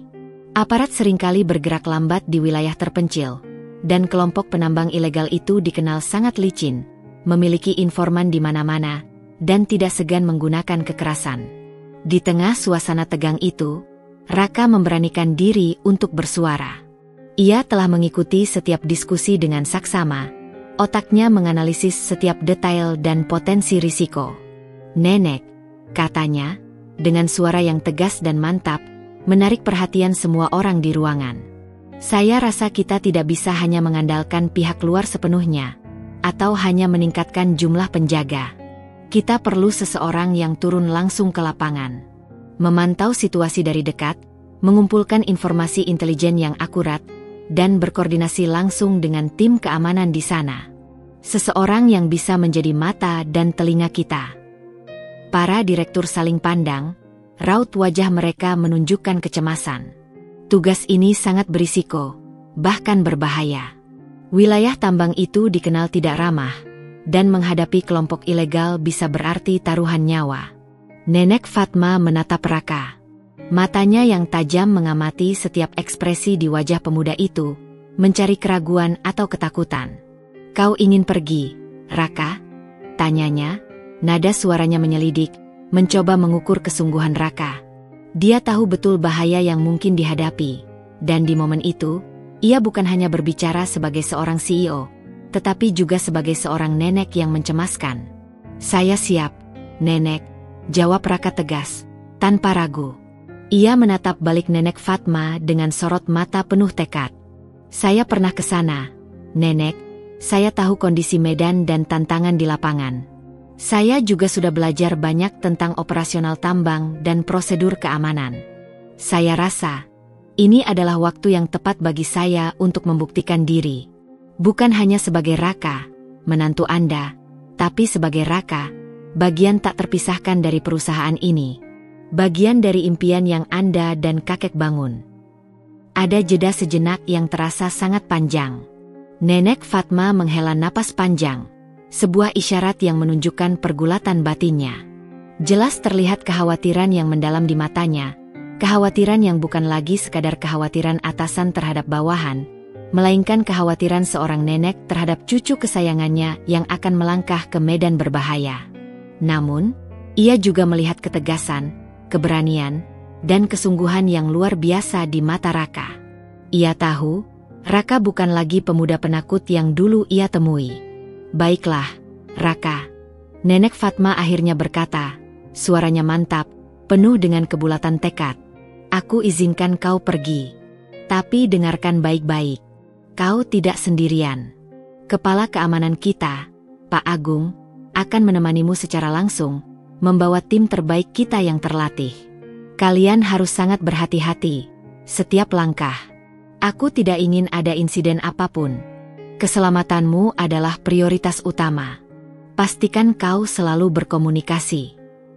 Raka segera berangkat ke Kalimantan dengan tim khusus yang dipimpin oleh Pak Agung, mantan anggota pasukan khusus yang sangat berpengalaman. Medan yang berat, hutan yang lebat dan tak terjamah, serta ancaman yang tak terlihat dari kelompok ilegal membuat misi ini penuh tantangan dan bahaya. Raka bekerja tanpa lelah, berkoordinasi langsung dengan tim keamanan lokal, mengumpulkan bukti-bukti kuat, dan menyusun strategi untuk menekan aktivitas ilegal. Ia tidak tidur nyenyak, selalu waspada, bahkan saat beristirahat singkat di posko darurat. Ia mempertaruhkan segalanya, bukan hanya demi menjaga aset perusahaan Nenek Fatma, tetapi juga demi membuktikan kepercayaan yang telah diberikan padanya. Selama berminggu-minggu misi itu berlangsung, Nenek Fatma terus memantau kabar dari Raka dengan cemas. Telepon dan laporan harian menjadi rutinitas yang ia tunggu-tunggu. Nenek Fatma kadang terlihat sangat gelisah, lebih sering mondar-mandir di ruang kerjanya, sesekali melamun menatap peta Kalimantan di dinding. Raka tahu ia khawatir, bukan hanya sebagai bos, tapi sebagai seorang yang telah menganggapnya keluarga. Akhirnya, misi itu berhasil mencapai puncaknya. Dengan bukti-bukti kuat yang dikumpulkan Raka dan timnya, serta koordinasi yang efektif dengan aparat penegak hukum lokal, beberapa pemimpin kelompok penambang ilegal berhasil ditangkap dan aktivitas mereka dihentikan. Tambang kembali aman, operasional berjalan lancar tanpa gangguan, dan kerugian besar berhasil dihindari. Nama Raka pun menjadi perbincangan hangat dan pujian meluas di seluruh jajaran perusahaan. Ia tidak hanya membawa pulang kemenangan besar, tetapi juga membuktikan keberanian, kecerdasan, dan kemampuannya di bawah tekanan yang luar biasa. Ia adalah pahlawan.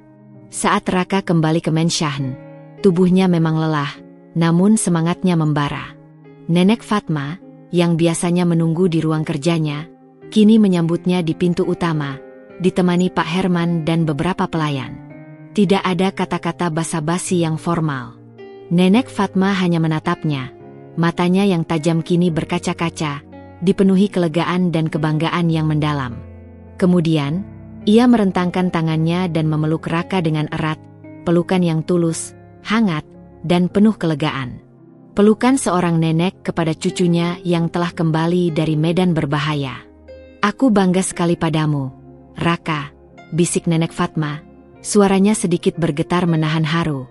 "Kau telah membuktikan dirimu sepenuhnya. Kau tidak hanya menyelamatkan tambang ini, Raka. Kau telah menyelamatkan banyak harapan dan impian yang ada di sini. Terima kasih, cucuku." Raka membalas pelukan itu, merasakan kehangatan yang mendalam menjalar di seluruh tubuhnya. Pengakuan ini, pelukan ini, jauh lebih berharga daripada harta apapun yang bisa ia dapatkan. Di momen itu, ia tahu, ikatan mereka telah melewati batas perjanjian di atas kertas. Ini adalah ikatan keluarga sejati, ikatan kepercayaan yang tak tergoyahkan, dan cinta yang tumbuh dari pengorbanan, pengakuan tulus, dan perjalanan bersama yang tak terduga. Ia bukan lagi sekadar menantu kontrak yang terjebak dalam sangkar emas. Ia adalah Raka, pewaris hati dan warisan Nenek Fatma, yang kini telah menguji dan membuktikan dirinya layak. Kembalinya Raka dari misi berbahaya di Kalimantan membawa dampak yang jauh melampaui sekadar keberhasilan bisnis. Bukan hanya di mata Nenek Fatma dan seluruh jajaran direksi perusahaan, tetapi juga di mata dirinya sendiri. Ia telah membuktikan, tak hanya pada orang lain, tetapi pada dirinya sendiri, bahwa ia bukan sekadar pemuda desa yang beruntung, melainkan sosok yang cakap, berani, memiliki inisiatif, dan berintegritas tinggi. Pujian dan rasa hormat kini bukan hanya datang dari Nenek Fatma dan para petinggi perusahaan, melainkan juga dari seluruh karyawan di berbagai level, dari manajer hingga pekerja lapangan. Setelah insiden penambangan ilegal yang berhasil ia tangani, Nenek Fatma secara resmi menunjuk Raka sebagai Direktur Operasional Tambang. Sebuah posisi yang sangat vital dan strategis, menempatkannya di jajaran manajemen puncak perusahaan, langsung di bawah Nenek Fatma sendiri. Raka terkejut, merasa ini adalah tanggung jawab yang terlalu besar untuknya. Namun, Nenek Fatma menatapnya dengan penuh keyakinan. "Kau sudah membuktikan diri di lapangan, Raka. Kau tahu seluk-beluknya, kau tahu risikonya, dan kau punya nyali. Sekarang saatnya kau memimpin langsung operasional." Aku percaya padamu. Ini bukan hanya sekadar promosi jabatan, melainkan sebuah pernyataan kepercayaan yang mutlak, sebuah estafet yang mulai diserahkan. Tanggung jawab Raka pun semakin besar. Ia kini terlibat dalam setiap aspek operasional tambang, dari perencanaan strategis jangka panjang, manajemen risiko yang kompleks, hingga pengembangan sumber daya manusia di lokasi tambang. Ia bekerja tanpa lelah, menerapkan semua pelajaran berharga yang telah ia dapatkan dari Nenek Fatma, mulai dari membaca laporan, memahami pasar, hingga kepedulian terhadap kesejahteraan karyawan. Ia seringkali menghabiskan waktu hingga larut malam di ruang kerjanya yang luas di Menshan, menganalisis laporan keuangan yang tebal, menyusun strategi efisiensi, atau merencanakan proyek ekspansi baru. Nenek Fatma seringkali menemaninya. Bukan lagi dalam rangka mengajar atau mengawasi, melainkan hanya untuk menemani. Ia akan membawa secangkir teh herbal hangat untuk Raka, duduk dengan nyaman di sofa kulit besar di sudut ruangan, dan membaca buku-buku lama atau sesekali melontarkan pertanyaan ringan yang tidak berhubungan dengan pekerjaan. Suasana di ruang kerja yang dulu terasa kaku dan formal, kini dipenuhi kehangatan dan kenyamanan yang menenangkan. Mereka tidak selalu berbicara, namun kehadiran satu sama lain sudah cukup. Dalam keheningan yang nyaman itu, Raka merasa sebuah ikatan yang lebih dalam dan tak terucapkan sedang tumbuh, melebihi sekadar status suami istri atau mentor murid. Suatu malam, Raka sedang sibuk dengan diagram alur operasional yang rumit, dahi berkerut fokus. Nenek Fatma, yang duduk di sofa, mengamati Raka dalam diam untuk beberapa saat. Senyum tipis, penuh kelembutan, terukir di bibirnya. Raka. Nenek Fatma memanggilnya dengan suara yang lembut namun jelas. Raka mendongak, pensil di tangannya berhenti bergerak. Ya, Nenek. Kau ingat dulu, saat pertama kali kita bertemu di kafe itu. Nenek Fatma tersenyum tipis, mengenang momen yang begitu kontras dengan keadaan mereka saat ini. Kau begitu tegang, matamu penuh keraguan dan keputusasaan. Dan aku hanya melihatmu sebagai jalan keluar, sebagai instrumen untuk menjaga dan meneruskan warisan suamiku yang aku khawatirkan akan hancur. Raka tersenyum kecut, mengingat kembali betapa hancurnya perasaannya saat itu. Saya ingat, Nenek. Saya merasa seperti barang yang diperjualbelikan, hanya sebuah alat. Nenek Fatma tertawa pelan, tawa yang lepas dan merdu yang kini sering Raka dengar. Dan sekarang lihat dirimu. Seorang direktur operasional yang cakap, berani mengambil risiko, dan dihormati banyak orang. Kau telah melampaui semua ekspektasiku, Raka.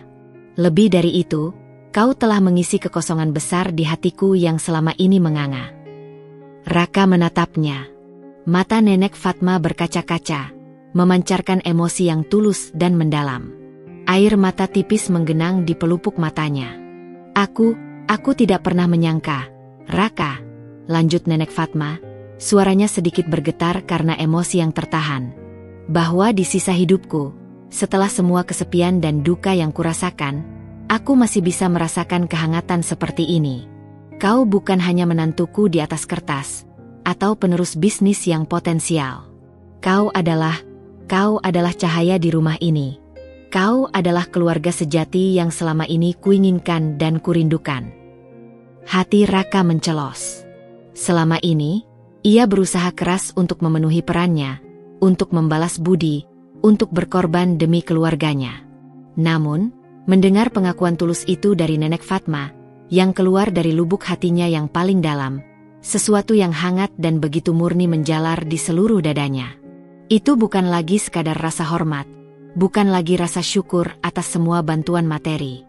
Itu adalah benih cinta yang bersemi, cinta yang tulus dan mendalam, yang tak terduga, yang tumbuh melampaui status dan usia. Bukan cinta romantis seperti yang ia bayangkan dulu untuk dirinya, melainkan cinta kasih seorang cucu kepada neneknya, seorang anak kepada ibunya, seorang sahabat kepada sahabatnya. Cinta yang tumbuh dari kebersamaan, pengertian, penerimaan apa adanya, dan perjuangan bersama. Nenek Fatma, kata Raka, suaranya tercekat oleh rasa haru yang meluap. Ia mendekati Nenek Fatma dan duduk di sampingnya, dengan hati-hati meraih tangan Nenek Fatma yang keriput namun hangat, menggenggamnya erat. Anda juga. Anda bukan hanya menyelamatkan keluarga saya dari kehancuran. Anda telah memberi saya hidup baru, tujuan yang jelas, dan sebuah keluarga yang utuh lagi, yang sebelumnya saya pikir tidak akan pernah saya miliki lagi setelah ayah sakit. Nenek Fatma tersenyum, air mata haru menetes di pipinya, namun senyum itu penuh kebahagiaan. Terima kasih, Raka. Terima kasih sudah datang dalam hidupku. Kau adalah anugerah. Di malam itu, di ruang kerja yang sunyi, di antara tumpukan laporan bisnis dan rencana strategis, mereka berdua menemukan ikatan yang jauh lebih berharga daripada semua kekayaan tambang emas di dunia.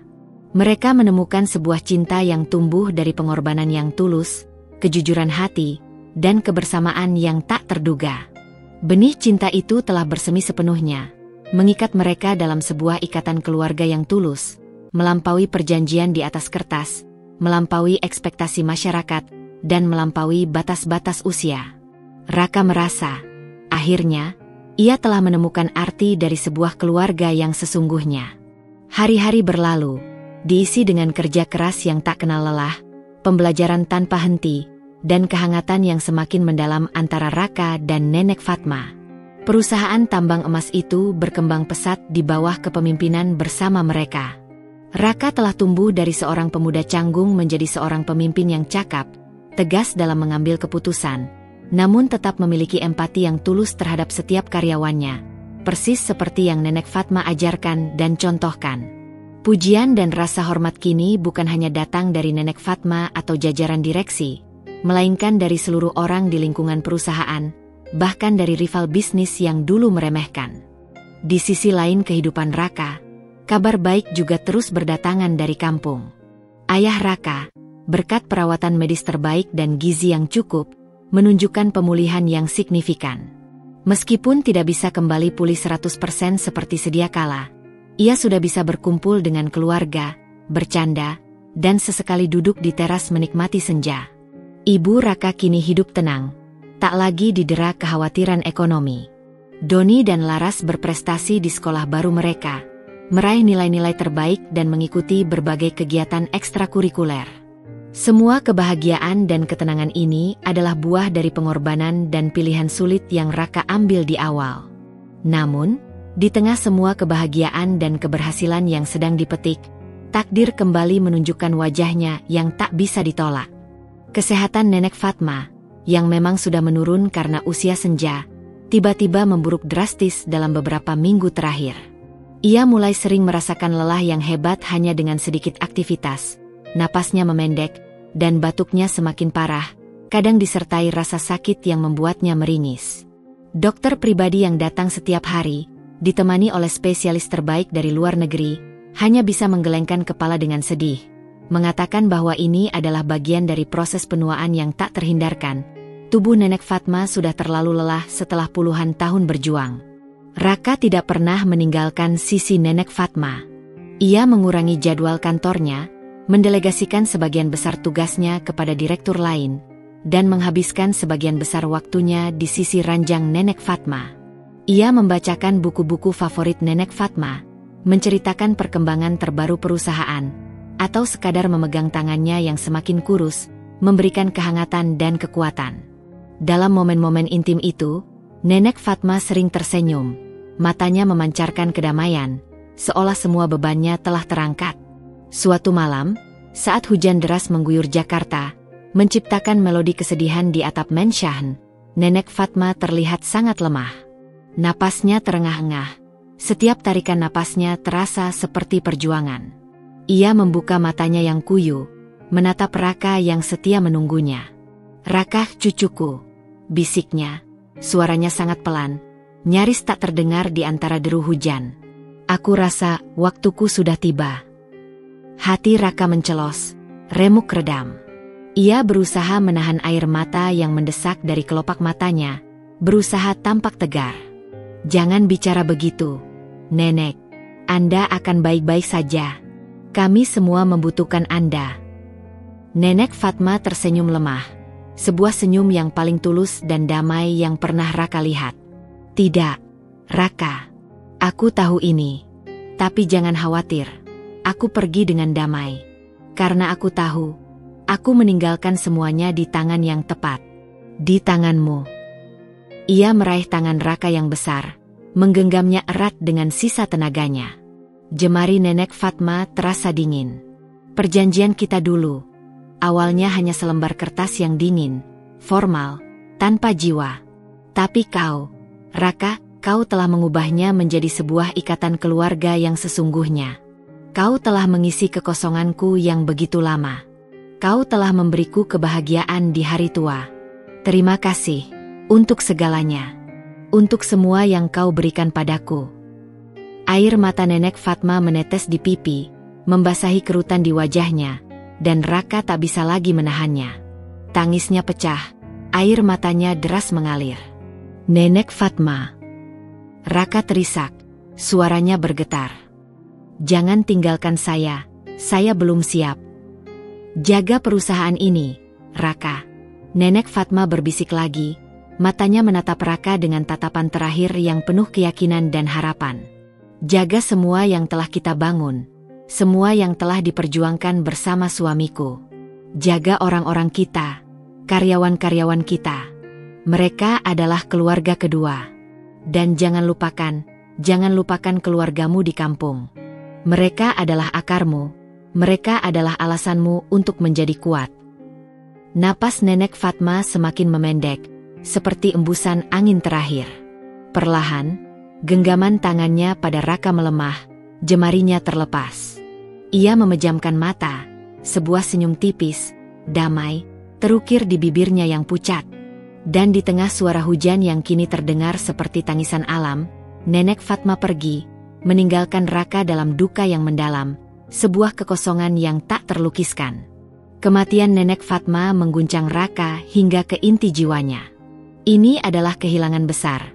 Bukan hanya seorang mentor yang telah membimbingnya, tetapi seorang nenek, seorang ibu yang telah memberinya hidup kedua dan sebuah tujuan. Seluruh Mensyahn diselimuti suasana duka yang mendalam. Prosesi pemakaman dilakukan secara sederhana, sesuai keinginan Nenek Fatma yang selalu bersahaja, hanya dihadiri oleh keluarga dekat, para direktur perusahaan, dan staf terlama yang sangat mencintainya. Raka berdiri di samping makam, tubuhnya terasa kosong, merasa sebuah babak besar dan paling berarti dalam hidupnya telah berakhir. Beberapa hari setelah pemakaman, pembacaan surat wasiat Nenek Fatma dilakukan. Raka, bersama para direktur perusahaan dan pengacara keluarga, berkumpul di ruang tamu Mensyahn yang kini terasa sunyi. Pengacara membaca setiap poin dengan jelas dan lugas. Mayoritas saham perusahaan tambang emas, serta seluruh aset pribadinya, termasuk Mensyahn megah ini, diwariskan sepenuhnya kepada Raka. Itu adalah warisan yang sangat besar. Sebuah kekuasaan yang tak terbayangkan, kini berada di tangannya. Namun, ada satu poin yang paling menyentuh hati Raka, membuat air matanya kembali mengalir deras. Dalam surat wasiat itu, Nenek Fatma menulis sebuah pesan khusus yang ditujukan langsung untuk Raka. Kepada Raka, cucuku, yang telah menjadi cahaya di masa tuaku dan harapan untuk masa depan warisanku. Semua yang telah kubangun ini kini menjadi tanggung jawabmu.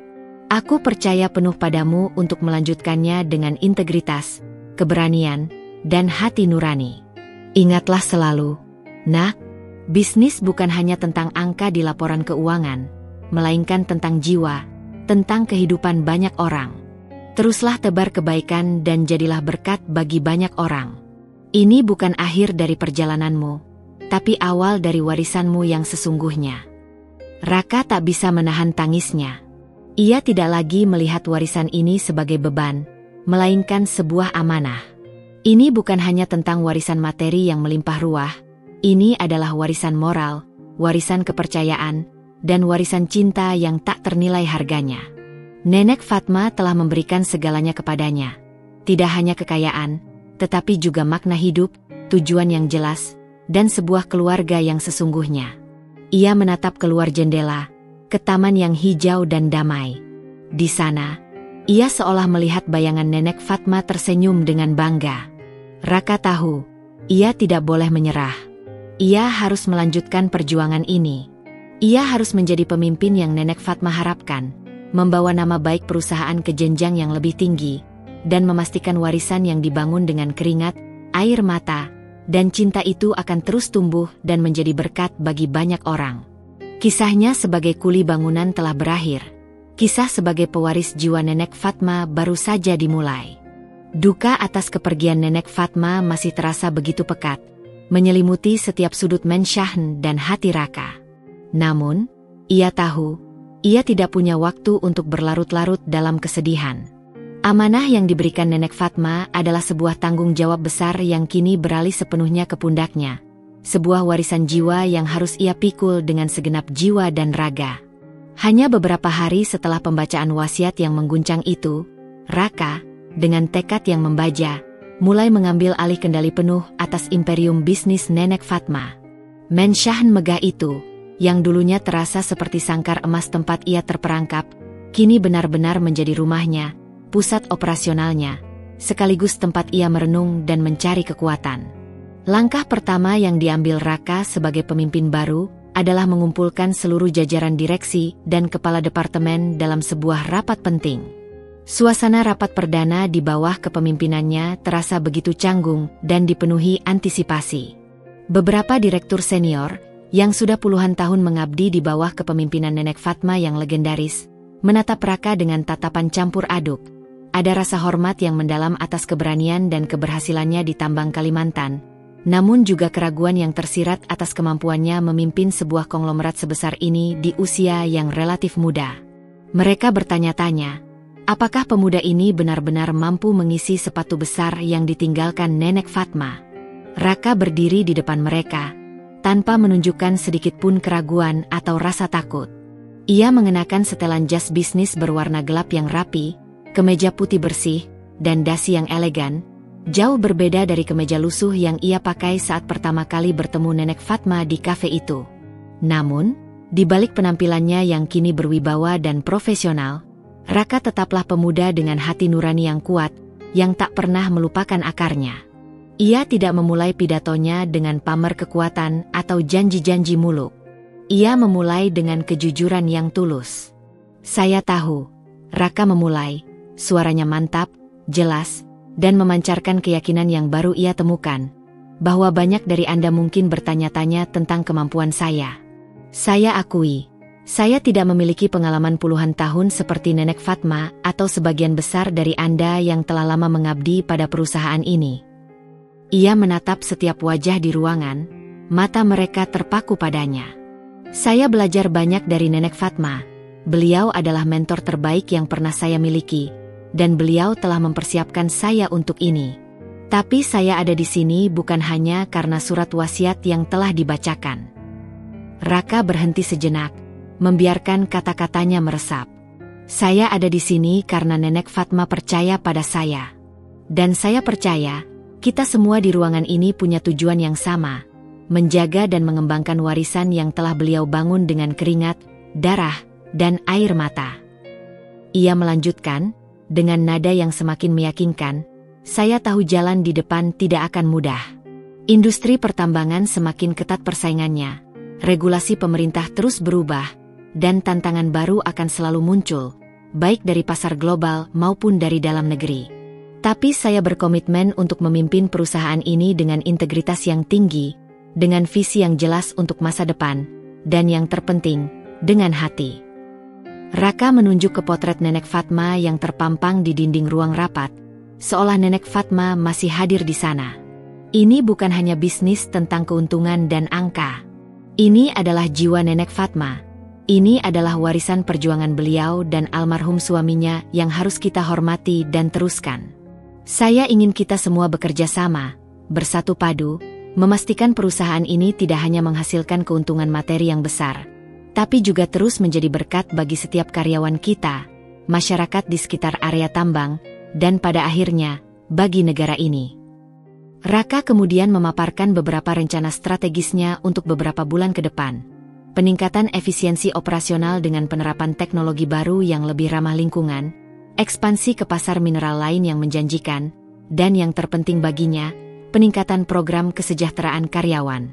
Mulai dari jaminan kesehatan yang lebih baik hingga beasiswa pendidikan untuk anak-anak mereka. Ia juga menekankan pentingnya keberlanjutan lingkungan dan tanggung jawab sosial perusahaan, sebuah isu yang selalu menjadi perhatian utama Nenek Fatma. Ia berbicara dengan keyakinan yang terpancar dari setiap kata, menunjukkan pemahaman mendalam yang telah ia serap dari Nenek Fatma, dan juga dari pengalaman langsungnya di lapangan.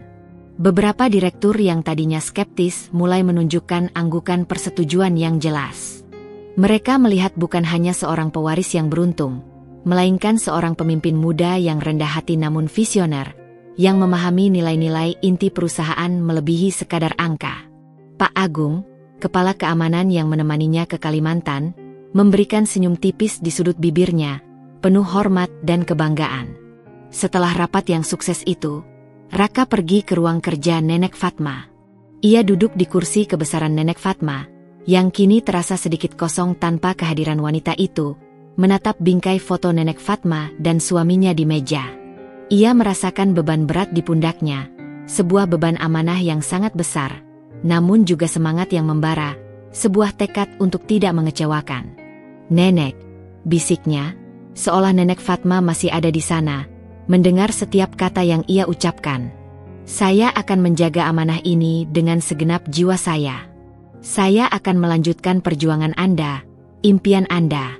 Saya akan pastikan, warisan ini tidak hanya hidup, tapi juga tumbuh, berkembang, dan memberikan dampak yang lebih besar lagi bagi banyak orang, seperti yang selalu Nenek inginkan."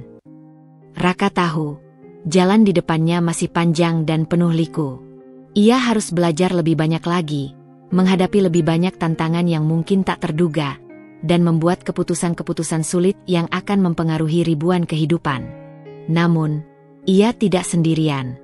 Ia memiliki tim yang solid, pelajaran berharga yang tak ternilai dari Nenek Fatma, dan dukungan moral yang tak tergoyahkan dari keluarganya di kampung. Ia juga memiliki hati nurani yang kuat, yang akan selalu membimbingnya di tengah badai. Kisah kuli bangunan yang berkorban demi keluarga telah bertransformasi menjadi kisah seorang pemimpin muda yang memikul amanah sebuah imperium, bukan demi kekayaan pribadi, melainkan demi meneruskan sebuah warisan jiwa yang tak lekang oleh waktu. Ia siap menghadapi masa depan, dengan warisan Nenek Fatma sebagai kompasnya. Raka telah memegang kemudi perusahaan selama 6 bulan. Masa-masa awal kepemimpinannya adalah ujian yang sesungguhnya.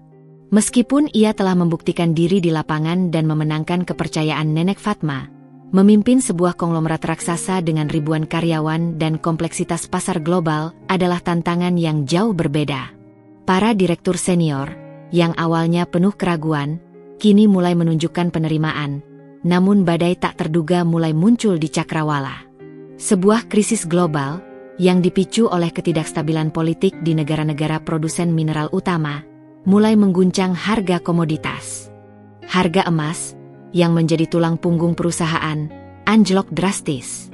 Pasar saham bereaksi panik, nilai saham perusahaan menurun tajam, dan tekanan dari para pemegang saham menjadi sangat besar. Bisik-bisik ketidakpuasan mulai terdengar, mempertanyakan kemampuan Raka yang dianggap terlalu muda dan kurang pengalaman untuk menghadapi badai sebesar ini. Raka tidak panik. Ia teringat kata-kata Nenek Fatma, "Bisnis itu seperti lautan, Raka. Kadang, kau harus menghadapi badai." Ia mengumpulkan tim direksi dan memimpin rapat darurat.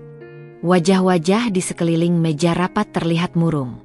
Beberapa mengusulkan untuk mengurangi produksi secara drastis, yang berarti pemutusan hubungan kerja besar-besaran, sebuah keputusan yang akan sangat menyakiti hati Raka, mengingat amanah Nenek Fatma untuk menjaga kesejahteraan karyawan. "Tidak," kata Raka tegas, mengejutkan beberapa direktur. "Kita tidak akan melakukan PHK. Ini bukan jalan keluar. Kita harus mencari cara lain." Ia menghabiskan berhari-hari dan bermalam-malam di ruang kerja, ditemani kopi hitam dan tumpukan laporan. Ia menganalisis setiap data, mencari celah, memikirkan solusi yang tak terlintas di benak orang lain. Ia menghubungi para pakar ekonomi, melakukan riset pasar, dan membandingkan strategi yang digunakan oleh perusahaan lain di masa krisis. Ia bahkan menelepon kepala tambang dan mandor di Kalimantan, menanyakan kondisi real di lapangan, mencari ide dari bawah. Akhirnya, Raka menemukan sebuah strategi yang berani dan inovatif, diversifikasi aset. Ia mengusulkan untuk tidak hanya bergantung pada emas, tetapi juga mulai berinvestasi pada mineral lain yang harganya relatif stabil, serta mengembangkan teknologi pemurnian mineral yang lebih efisien dan ramah lingkungan. Ini adalah investasi jangka panjang, namun bisa menjadi penyelamat di masa depan. Ini berisiko, Raka, kata salah satu direktur keuangan.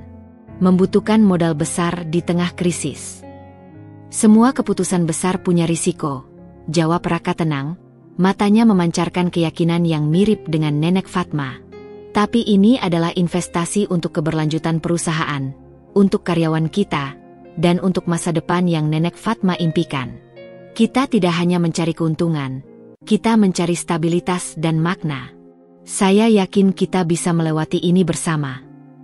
Argumen Raka, yang didukung oleh data dan analisis yang matang, akhirnya meyakinkan para direktur. Mereka melihat bukan hanya seorang pemimpin yang berani mengambil risiko, tetapi juga seorang yang memiliki visi jangka panjang dan hati yang peduli. Raka memimpin implementasi strategi ini dengan cermat. Ia bekerja tanpa lelah, memimpin negosiasi, mengawasi setiap detail proyek baru. Masa-masa itu adalah ujian terberat bagi Raka.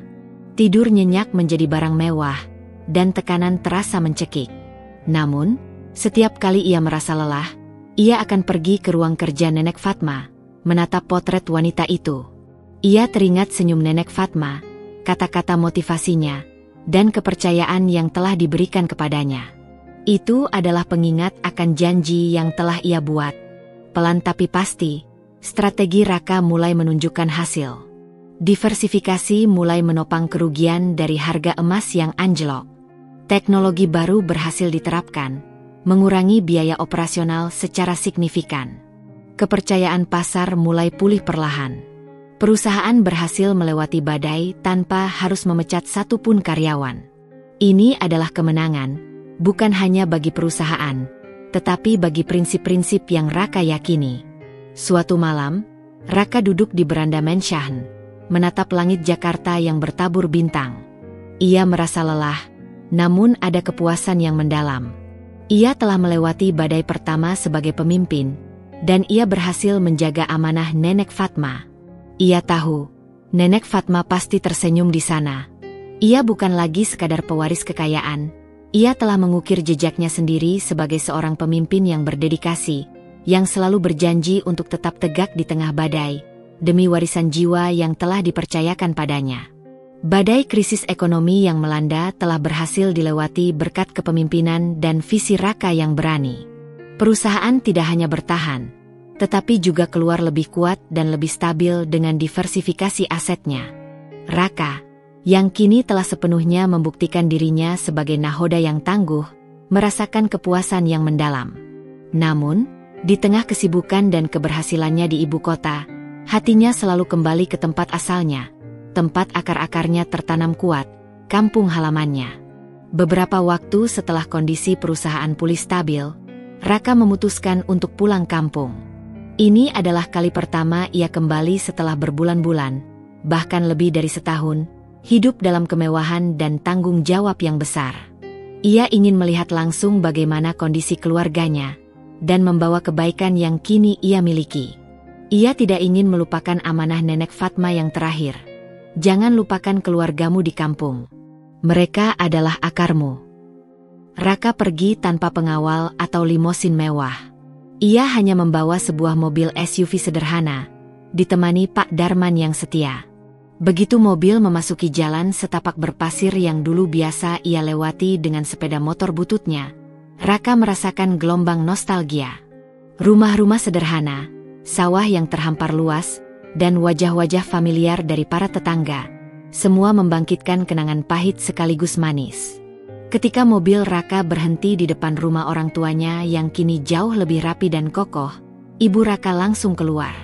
Wajahnya berseri-seri, senyumnya tak lekang. Ia memeluk Raka erat, pelukan hangat yang penuh kerinduan dan rasa syukur. Ayah Raka, yang kini bisa berjalan meski masih sedikit tertatih, menyambutnya dengan tatapan bangga. Adik-adiknya, Doni dan Laras, yang kini sudah beranjak remaja, melonjak kegirangan melihat kakaknya pulang. "Raka, kamu pulang," seru Laras, memeluknya. "Gimana kabar kalian semua?" tanya Raka. Matanya berkaca-kaca melihat keluarganya yang kini hidup lebih sejahtera. Rumah mereka kini bersih, lantai berubin, dan ada perabotan baru yang layak. "Baik, Nak, semua baik," jawab ibu, suaranya parau menahan haru. "Ayah sudah banyak kemajuan. Adik-adik juga sekolahnya bagus. Semua berkat kamu, Nak."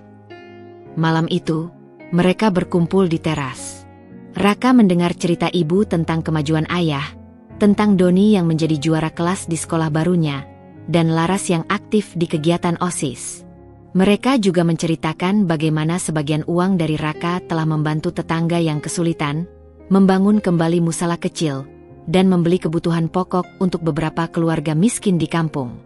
"Nenek Fatma selalu bilang," kata Raka pelan, menatap bintang-bintang di langit kampung yang gelap, jauh dari cahaya lampu kota, bahwa kekayaan itu bukan hanya tentang angka. Itu tentang jiwa, tentang bagaimana kita bisa menjadi berkat bagi orang lain. Ayah Raka menepuk pundaknya. "Nak, kami tahu kamu tidak melupakan kami. Kamu sudah menepati janjimu, dan sekarang, kamu membawa kebaikan yang lebih besar dari yang kami bayangkan."